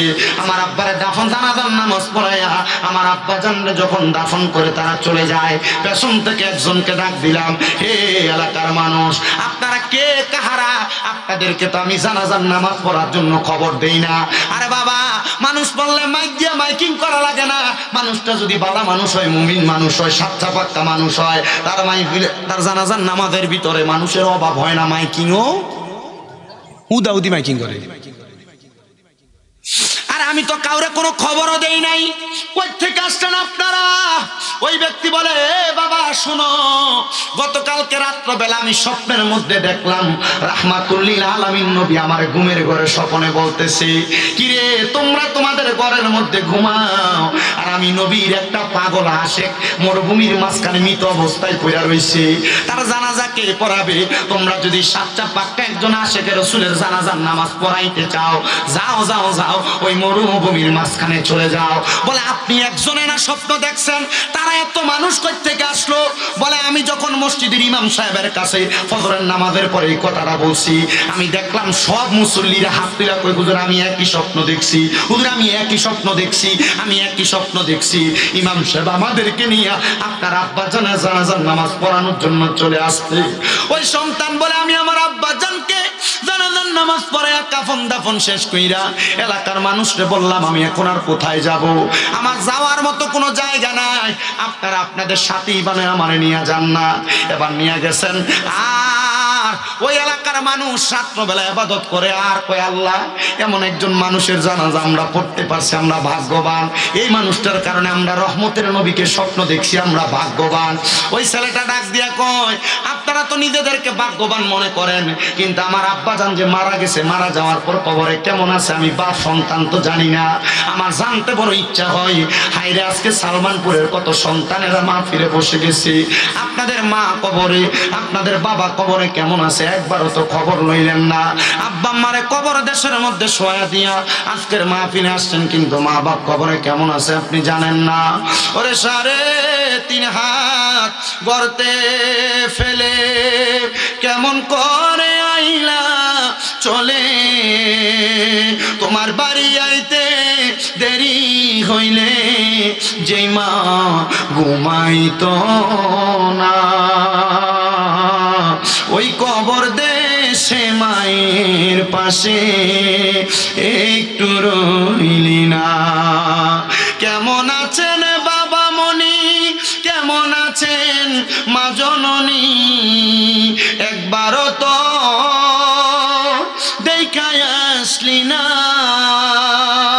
ওই মা বাবারে কষ্ট দিয়া দুনিয়াতে দিন কাটাইয়া কোনো দিনও শান্তি পাবি না। হারে কবর দেশের খবর লইলি না। এ সন্তান, আপনার বুঝি বাবা জান অন্ধকার কবরে, আপনার বুঝি মা অন্ধকার কবরে। ওই ছেলে বলে আমি আল্লাহর কাছে কাঁদতেছি, আল্লাহ আমার আব্বা যে কবরে, আপনি আমার আব্বা জানলে কবরে কেমন আছে একটা বার তো খবর দিলেন না।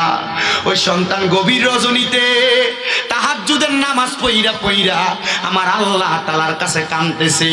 মনে রাখবার সন্তানের দলেরা, দুনিয়ার জমিনের মধ্যে তাহাজ্জুদ নামাজটা বড় একটা নেয়ামত।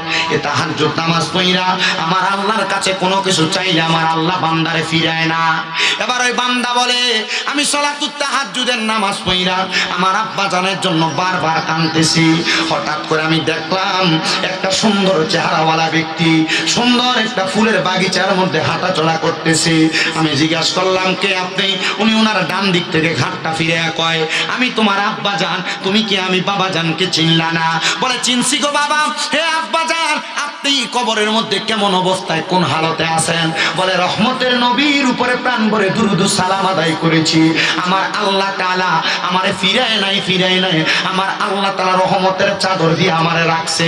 কিন্তু বাংলাদেশের অনেক সন্তানদের অবস্থা, যারা দুনিয়ার জমিনে ভাই ভাই ঝগড়া করে মা বাপরে বাদ দেয় না, বউয়ের কথা শুই না মা বাপরে আলাদা করে দেয়। বউ বলছে তোমরা দুই তিন ভাই, তুমি কি লেগে একা একা বাপ মারে ভাত খাওয়াইতা, আর দুই তিন ভাই কি বাপ মারে ভাত খাওয়াইতে পারে না? এই কথা শুই না অনেক সন্তানরা মা বাপরে জুদা করে দেয়, আলাদা করে দেয়। না রে সন্তান না, দাও তোমার পাও আমার সামনে দাও, আমি আমার জিহ্বা দিয়ে তোমার পাও পরিষ্কার করে দিব। তবুও যদি এমন মা বাপরে জুদা করে থাকো, আলাদা করে থাকো, ওয়াদা করো এখান থেকে বাড়িতে যে মা বাবার পা ধরে মাপ চাইবা। কত মা বাবা বিছানার মধ্যে রাত্রবেলা মাথা লাগায়া লাগায়া বালিশে কান্দে, কারণ তারার ফুট তারার দমক দিয়া কথা কয়, কারণ তারার ফুটের কাছে তারা শরমে কোনো খানা খুঁজতে পারে না। কেমনে রে আলাদা করলা? বুইলা গেছ তোমার মা ঘরে যদি 3 টুকরা মাছ রান্না করতো, মা আমারটা খাইতো না, দুপুরে তুমি তোমারটা খাইতে, বাবা বাবারটা খাইতো, কিন্তু মা মায়ের মাছের টুকরাটা আলাদা করে রাখতো। রাত্রবেলা আমার সন্তান আদর করে মজা করে ভাতটা খাইব। আজকে ওই মা কবরে, কিন্তু অনেক সন্তান কপাল মন্দ, ওই মা বাপরে আলাদা করে দিছে, জুদা করে দিছে। ওয়াদা করো, ওয়াদা করো এখান থেকে বাড়িতে যাইয়া মা বাবার পা ধরে ধরে মাপ চাইবা। আরে আজকের মাহফিল কবুল হবে কি হবে না এটার গ্যারান্টি কেউ দিতে পারবে না, তবে আমি একটা গ্যারান্টি দিয়া যাই, আগামীকালকে যখন দেখবা এই এলাকার মুরব্বীরা দোকানে বৈশা বৈশা বলতেছে হ্যাঁ আমার ফুতে কোনোদিন অন্যায় করে নাই আমার সাথে, তবুও শুই না যাই আমি আব্বা জানের পাশ হইয়া মাপ চাইছে।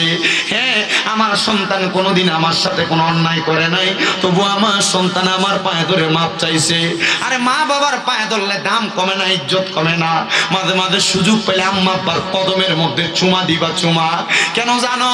আমি গুনাহগার মানুষ, আমার এলেমের জোরে আমি কথা বলি না, মাত্র কুমিল্লা আলিয়ার মধ্যে কামেল প্রথম বর্ষে পড়ালেখা, কিন্তু আমার আল্লাহ তাআলা আজকে 8 বছর পর্যন্ত আমারে দিয়ে ওয়াজ মাহফিল করাই। ক্লাস 6-7 শুনছি আম্মা আব্বার কদমের কাছে সন্তান ছোট হইলে সারা জগতের কাছে আল্লাহ তাআলা ওই সন্তানদের দামি বানায়া দেয়। এরপর থেকে আমার আল্লাহ তাআলা আমার সম্মান বাড়াইছে, যেই সম্মানের আমি যোগ্য না। এ সন্তানের দল, এ নবীর উম্মতের দলেরা, মা বাপ বৃদ্ধ হইলে জিহ্বার স্বাদ নষ্ট হয়ে যায়, কখন কি খাইবো মা বাপ বলতে পারে না সন্তানরে মুখ ফুইটা। আপনি ওই মা বাপরে জুদা কইরা দিছেন, আর আপনার মার যেই দিন আপনার ঘরে খানা হয় আপনার বউ বালা কোনো রান্না রান্ধে না। আল্লাহর দোহাই লাগে, কেউ যদি এমন মা বাপরে আলাদা করে থাকো, এখান থেকে বাড়িতে যে মা বাবার পাউডি ধরে কইবা, মা ও আব্বা আর জুদা খাওয়া লাগতো না, আমার ঘরে আপনি ভাত খাইবেন। যতক্ষণ পর্যন্ত মুখ দিয়া বলছে মাফ করে দিছি, ততক্ষণ পর্যন্ত মা বাবার পাও চাইরো না। কারণ আমার নবী কয়, ওই মা বাবারে অসন্তুষ্টি করলে আমার আল্লাহ অসন্তুষ্ট হয়ে যায়। সাখাতুর রব্বি ফি সাখাতিল ওয়ালিদাইন। এই দুনিয়ার মানুষ ওই আম্মা আব্বারে সন্তুষ্ট করলে আমার আল্লাহ সন্তুষ্ট হয়ে যায়। রিদার রব্বি ফি রিদাল ওয়ালিদাইন। আম্মা আব্বার সন্তুষ্টিতে আমার আল্লাহ সন্তুষ্টি হয়ে যায়। জানি না আপনারা মা বাবার কাছে মাপ চাইবেন কিনা, তবে অনেকে চিন্তা করে, হুজুর যাদের বাড়িতে বাবা আছে তারা বাড়িতে যাইয়া বাবার পায়ে ধরে মাপ চাইব, আমার তো আব্বা নাই, আমি কার পায়ে ধরে মাপ চাইব। অনেকে চিন্তা করে, হুজুর যাদের বাড়িতে মা আছে তারা বাড়িতে যাইয়া মার পায়ে ধরে মাপ চাইব, আমার তো মা নাই, আমি কার পায়ে ধরে মাপ চাইব। সন্তান চিন্তা করবেন না, একটু পরে আখিরি মুনাজাত হয়ে যাবে। ওই মুনাজাতের মধ্যে আপনি আমার আল্লাহ তাআলার কাছে কান্না করবেন, রব্বির হামহুমা কামা রব্বায়ানি সগীরা। আমার নবী কই, উম্মত কোন সন্তানের মা মারা যাওয়ার পরে, বাবা মারা যাওয়ার পরে ওই সন্তান যদি চোখের মণিকোঠার মধ্যে একটা মাছির মাথা পরিমাণ পানি চাইরা দিয়ে কান্না করে, ওই পানি মাটিতে পড়ার আগে আমার আল্লাহ তাআলা তার মা বাপরে মাফ করে দেয়। এখন তোমার বুঝি মা বাবার জন্য চোখের পানি আসে না, এখন তোমার বুঝি মা বাবার জন্য কান্না আসে না, কিন্তু বাড়িতে গেলে আব্বা যেই খাটের মধ্যে ঘুমাইতো ওই খাটটার দিকে চাইলে চোখের পানি বায়া বায়া পড়ে। বাড়িতে গেলে আম্মা যেই কাপড়টা পরতো আলমারির দিকে তাকাইলে, আম্মার পুরান কাপড়টার দিকে তাকাইলে চোখের পানি বায়া বায়া পড়ে।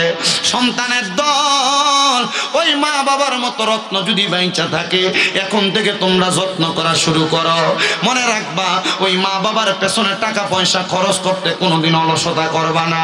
আমার নবীজি শিখিয়ে দেয়, উম্মত ওই আম্মা আব্বার পেছনে যদি কেউ মাত্র 1 দিরহাম খরচ করে, আমার আল্লাহ তাআলা ময়দানে মাশরে এইটাকে লক্ষ কোটি গুণ বাড়ায়া বরকত হিসেবে সন্তানের কাছে উপস্থাপন করে দিবে। এই সন্তান আপনাদের সবার কাছে আমার আবদার, এই কাজটা করবে যেন আল্লাহ তাআলা আপনার অসংখ্য বরকত অসংখ্য নিয়ামত দান করে। যদি আল্লাহ তাআলার অসংখ্য নিয়ামত অসংখ্য বরকত চান, আম্মা আব্বার মনে কোনোদিন কষ্ট দিয়েন না। দেখবেন আপনাকে আমার আল্লাহ তাআলা জগৎ বিখ্যাত বানিয়ে দিবে, আপনি টেরও পাবেন না। আল্লাহ তাআলা আমাদেরকে এমন আম্মা আব্বার প্রতি সদাচরণ এবং ইহসান করার তৌফিক দান করুন। জোরে জোরে পড়েন আমিন। কিন্তু অনেক সন্তানেরা এখানে বসছেন, আপনার মা বাবা আপনাকে লাখ লাখ টাকার জমি সম্পদ দিয়ে গেছে। ওই সম্পদে যদি আপনি ভাড়া থাকতেন, মাসে যদি 5,000 টাকা করে ভাড়া দিতেন, 12 মাসে 60,000 টাকা ভাড়া দেওয়া লাগতো আপনার। অনেক সন্তান বসছেন, আম্মা আব্বা যদি বাইচা থাকতো, মাসে যদি 1000 টাকার ফল কিনা খাওয়াইতেন, 12 মাসে 12,000 টাকার ফল কিনা মারে খাওয়ানো লাগতো। কিন্তু ওই মা কবরে, ওই বাবা কবরে আপনার কাছে কোনো ফলও চায় না, খানাও চায় না, ভাড়াও চায় না। গত বছরও নাকি মাহফিলে কালেকশন করছে, কিন্তু অনেকে দিছে অনেকে দেয় নাই। এজন্য আমার কইছে, হুজুর কালেকশন দরকার নাই, বাকির কালেকশন। যারা তাবারুক নিয়ে ভলান্টিয়ার রেডি আছেন, আপনারা তাবারুকটা নিয়ে একটু রেডি থাকেন। আমি অল্প কয়েক মিনিটের ভিতরে ওই মা বাবার জন্য খাস করে দোয়া চাই। নগদে 2000, 1000, 500 এমন করে করে দান করবেন, আমার কাছে দিয়া যাবেন, আমি খাস করে দোয়া করব। আরে আছেন নাকি একটা সন্তান দাঁড়াইবেন, হুজুর আমি 2000, আমি 5000, আমার বুঝে কইছি আর কি। এটা মোটামুটি এটা ভাইরালে পালা। আমাদেরকে মৃত্যুর পরে সুন্দর সাবলীল সুন্দর একটা জান্নাতি বাসস্থান দান করুন, পরে না আমি।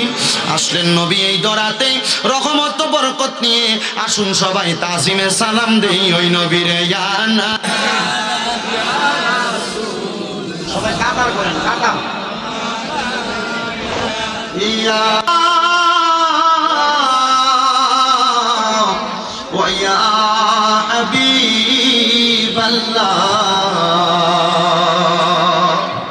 নবী গো মরণে থাকিব একা, আমরা কবরে যাইব একা, হাসরে উঠিব পাই যেন আপনারি দেখাই ইয়া নবী সবাই কথা শুরু করে ফেলেন ইয়া রাসূল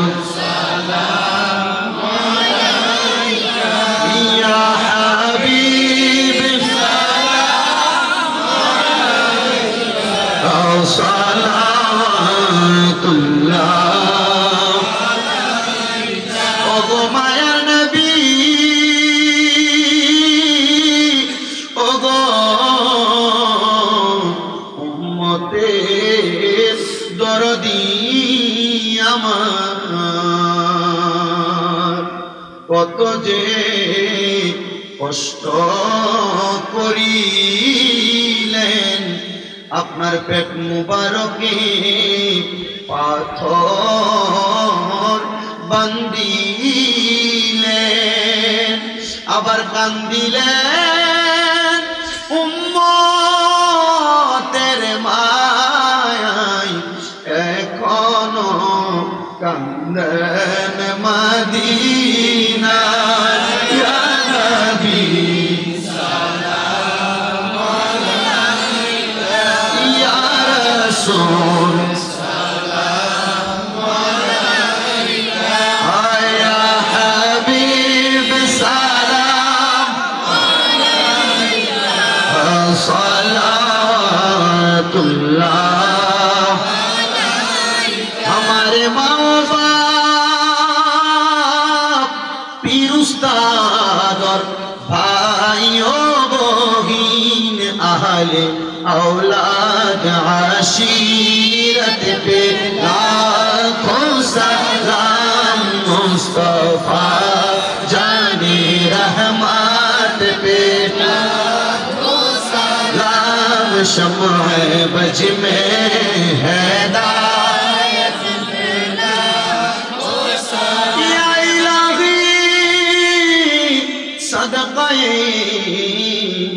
नालैन पाके रसूल ये सलामी आजिज़ाना हो कबूल मदीने की चाँद हज़ारों सलाम मदीने की चाँद लाखों सलाम मदीने की चाँद और सलाम मदीने की चाँद बेहद सलाम बलगल उला बिजमालिही फशफत तुजा बिजमालिही हसनत जमीअ हिसालिही सल्लु अलैहि नजर में मदीना है बस मेरे जिंदगी ज़बा पर या रसूल अल्लाह ये है मेरे बंदगी रसूल खुदा से दिल को सलाम कहना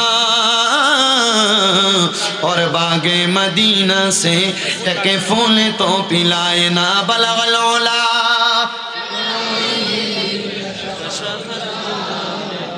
हसनत जमिया এবার সাল্লাত যে কয় বস্তা সাল্লাত যে কয় বস্তা জোরে কোন মারহাবা আব্বা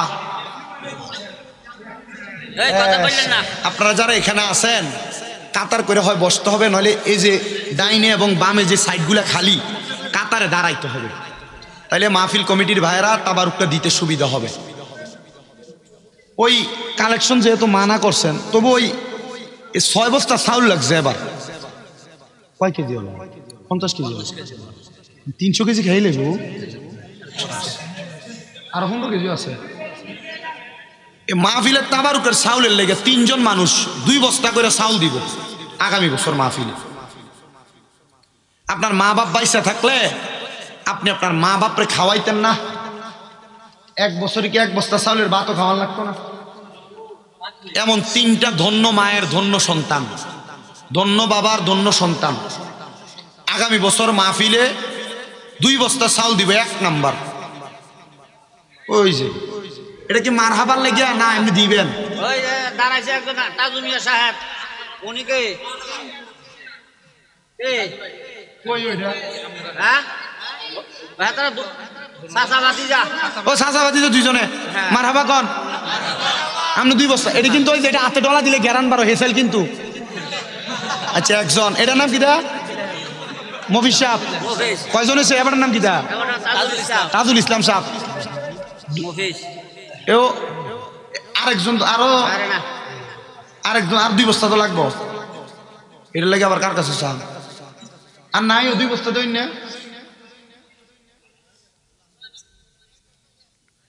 আপনি 1 বস্তা দিবে কারণ 15 কেজি বাড়তি আপনি 1 বস্তা দিবে আগামী বছর 15 কেজি বেশি আরেক বস্তা লাগবো ওইসে ওইসে রাখি এক বস্তা 2 জন হয়েছে আপনি 1 বস্তা নাম কিটা জাহাঙ্গীর ভাই মারহাব ও তার বাপুতে মারহাব আল্লাহ কবুল করো আমিন কর 700 বাপ একটা পুত্র একটা 2 কোটিন তেল লই এলাই লই যান এবার লাগবে 60 কেজি 60 কেজি নি ওই ইয়া আমি আজান দিই না মাফিলে আল্লাহর কষ্ট আমি জীবন আজান দিছি ওই 2 কোটিন তেল দিব কেটে এটা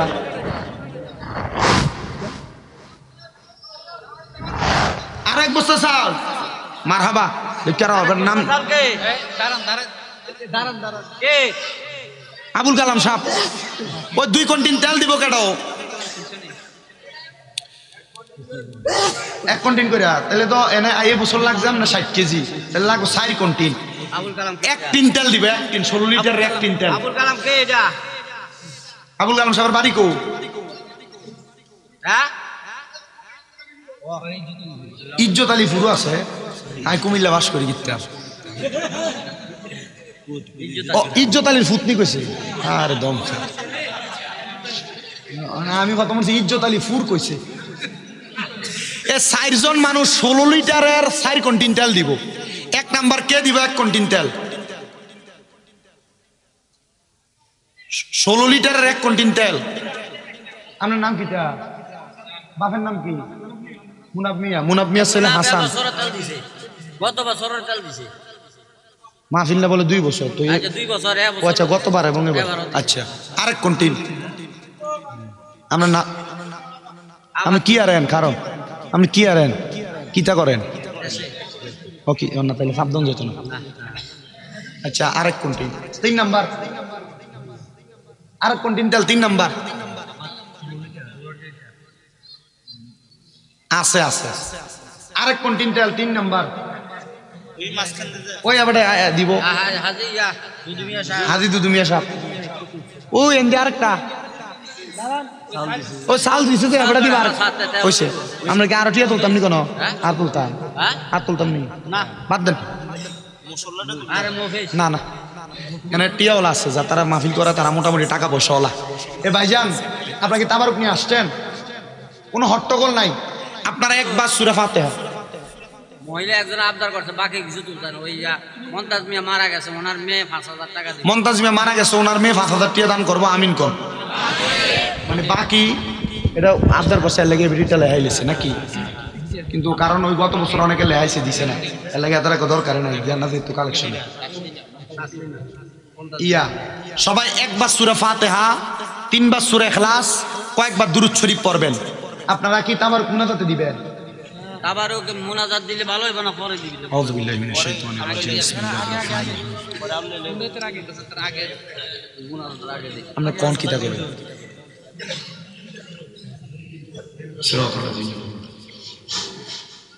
আপনারা মতামত নিয়ে তাবারুকটা দেওয়া হবে মুনাজাতের ভিতরে তাবারুকটা দিলে আকর্ষণটা মুনাজাতের থাকে না আপনারা যদি মনে করেন আমরা ডিসিপ্লিন ভাবে বসে থাকবো তাবারুকটা আপনাদের কাছে বুঝবে তাবারুক পাওয়ার পরে হুজুরে মুনাজাত দিবে কি বলেন আপনারা তাহলে আপনারা ওঠা বসা করবেন না তো কেউ দেন বিসমিল্লাহ করে তাবারুক শুরু করে আমরা আল্লাহ তাআলার জিকির করে এর মধ্যে তাবারুক দিয়ে দেব জিকির দিতাম নি হ্যাঁ আল্লাহর জিকির চলবে সবাই মোহাব্বত একটু আল্লাহ জিকির তো কিরা হ্যাঁ পিছন থেকে শুরু করো পিছন দিয়ে দাঁড়া আছেন আপনারা এদিক দিয়ে আসেন আপনারা এই দিক দিয়ে চলে আসেন দাঁড়ানি লোকগুলো এই দিক তারা দিয়ে লক তখন থেকে চলে ব্যবস্থা আসেন দেওয়া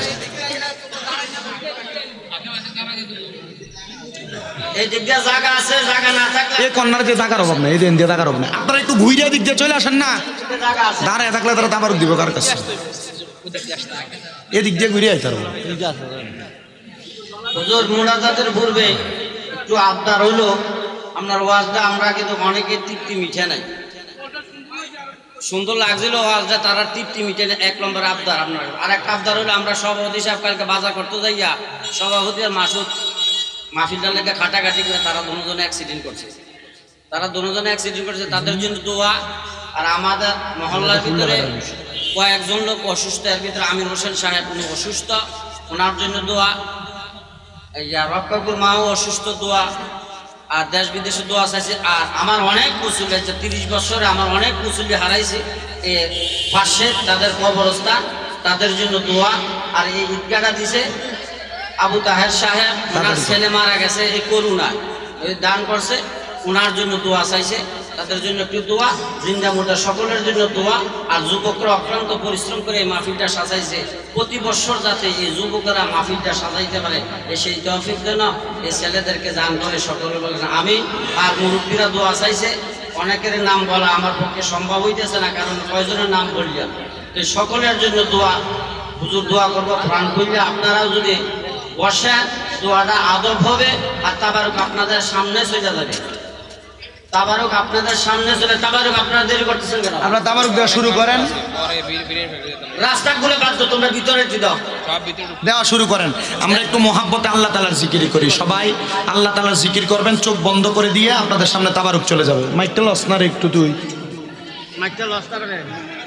একটু মহাব্বতে আল্লাহ তাআলার জিকির করেন। আল্লাহ আল্লাহ আল্লাহ আল্লাহ আল্লাহ আল্লাহ আল্লাহ আল্লাহ আল্লাহ আল্লাহ নবী ছাড়া আপন কেহ নাই রে মুমিন ভাই, নবী ছাড়া আপন কেহ নাই। মারহাবা আল্লাহ আল্লাহ আল্লাহ আল্লাহ আল্লাহ আল্লাহ আল্লাহ নবী ছাড়া আপন কেহ নাই রে মুমিন ভাই, নবী ছাড়া আপন কেহ নাই। মারহাবা আল্লাহ আল্লাহ আল্লাহ আল্লাহ রাহমাতুল লিল আলামিন আপনি উম্মতের জাবিন,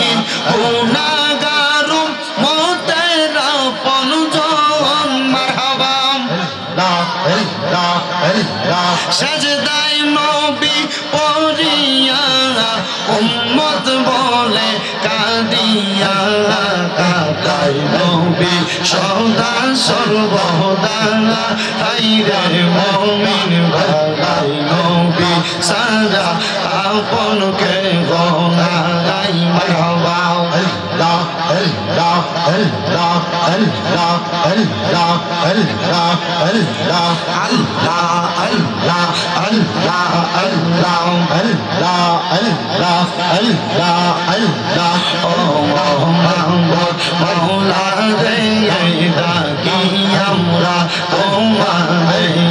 মারহাবা আল্লাহ আল্লাহ ও মোহাম্মদ মওলা রে ডাকি আমরা তোমারে। মারহাবা আল্লাহ আল্লাহ আজকের মাহফিল কবুল করো গো আমার দয়াল নবীর খাতিরে।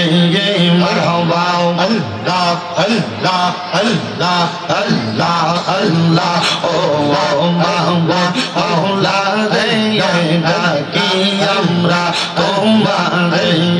মারহাবা আল্লাহ আল্লাহ আল্লাহ আল্লাহ আল্লাহ মেহের বান গো নবীজি আপনি মেহের বান, ও গো নবীজি আপনি মেহের বান। মারহাবা আল্লাহ আল্লাহ আপনাকে দেখাইতে গো আল্লাহ বানাইছেন জাহান, ও গো নবীজি আপনি মেহের বান। মারহাবা আল্লাহ আল্লাহ কত কষ্ট করছেন গো নবীজি উহুদের ময়দান, কত কষ্ট করছেন গো নবীজি উহুদের ময়দান।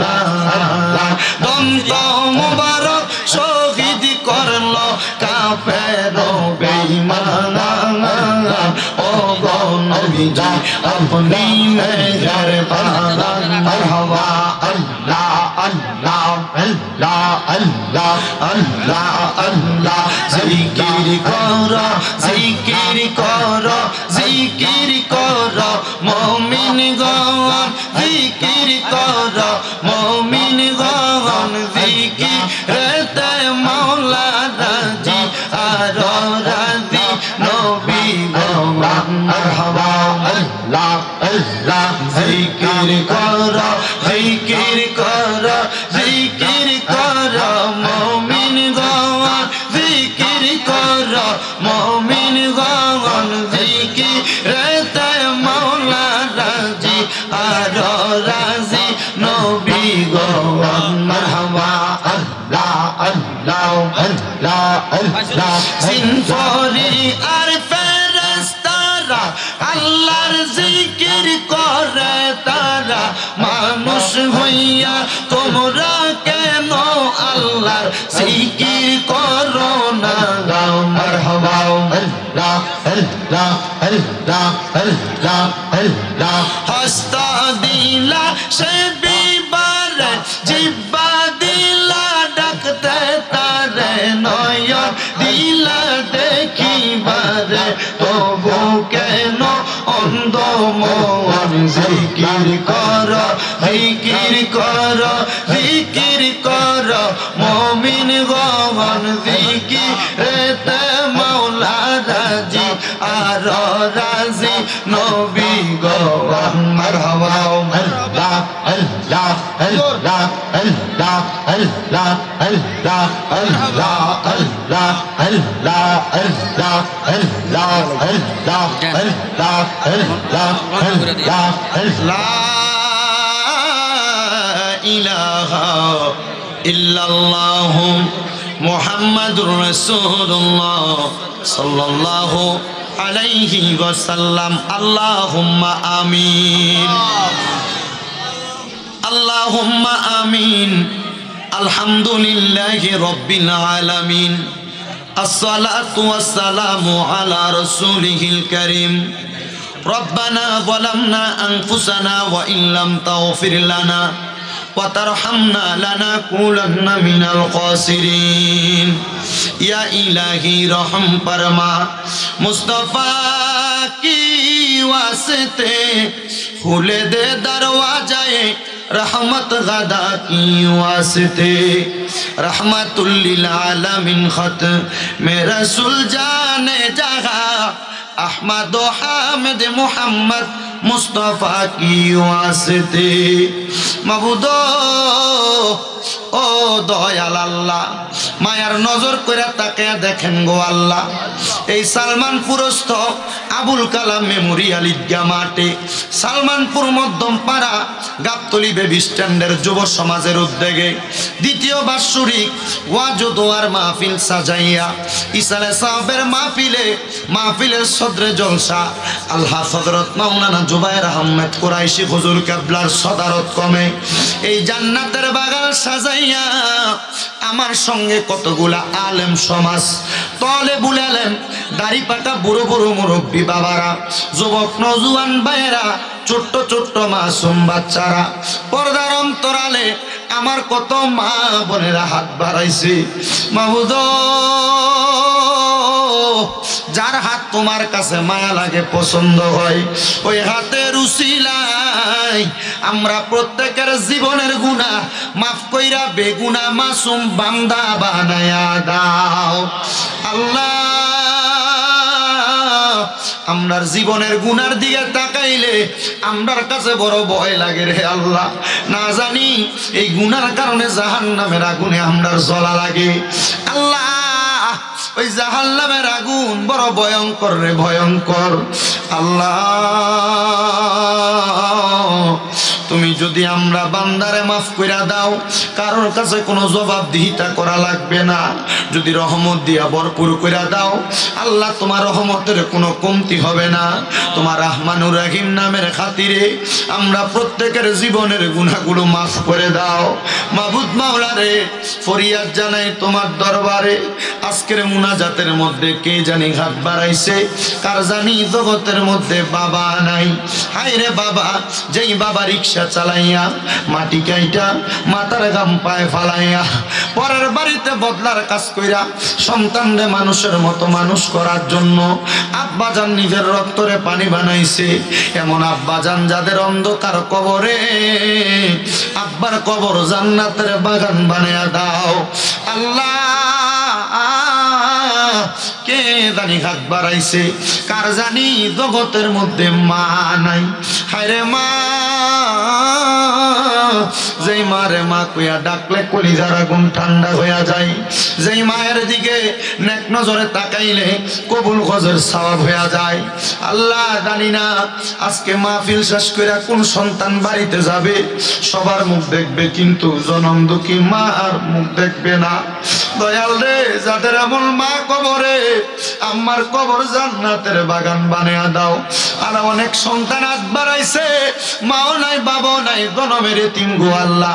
আম্মা আব্বা দুইজনের কবর নাজাতের ফয়সালা করে দাও। যাদের মা বাবা বেঁচে আছে, হায়াতে তৈয়বা নসিব করে দাও। অনেকের আম্মা আব্বা অসুস্থ, দোয়া চায়, পরিপূর্ণ শিফা দেলা কামেলা নসিব করে দাও। আল্লাহ, ইমাম সাহেব মাওলানা মুবারক করিম জাহাঙ্গীর সাহেব অনেকের জন্য দোয়া চাইছে, নাম জানা অজানা। আল্লাহ, প্রত্যেকের দোয়া তুমি কবুল মঞ্জুর করো।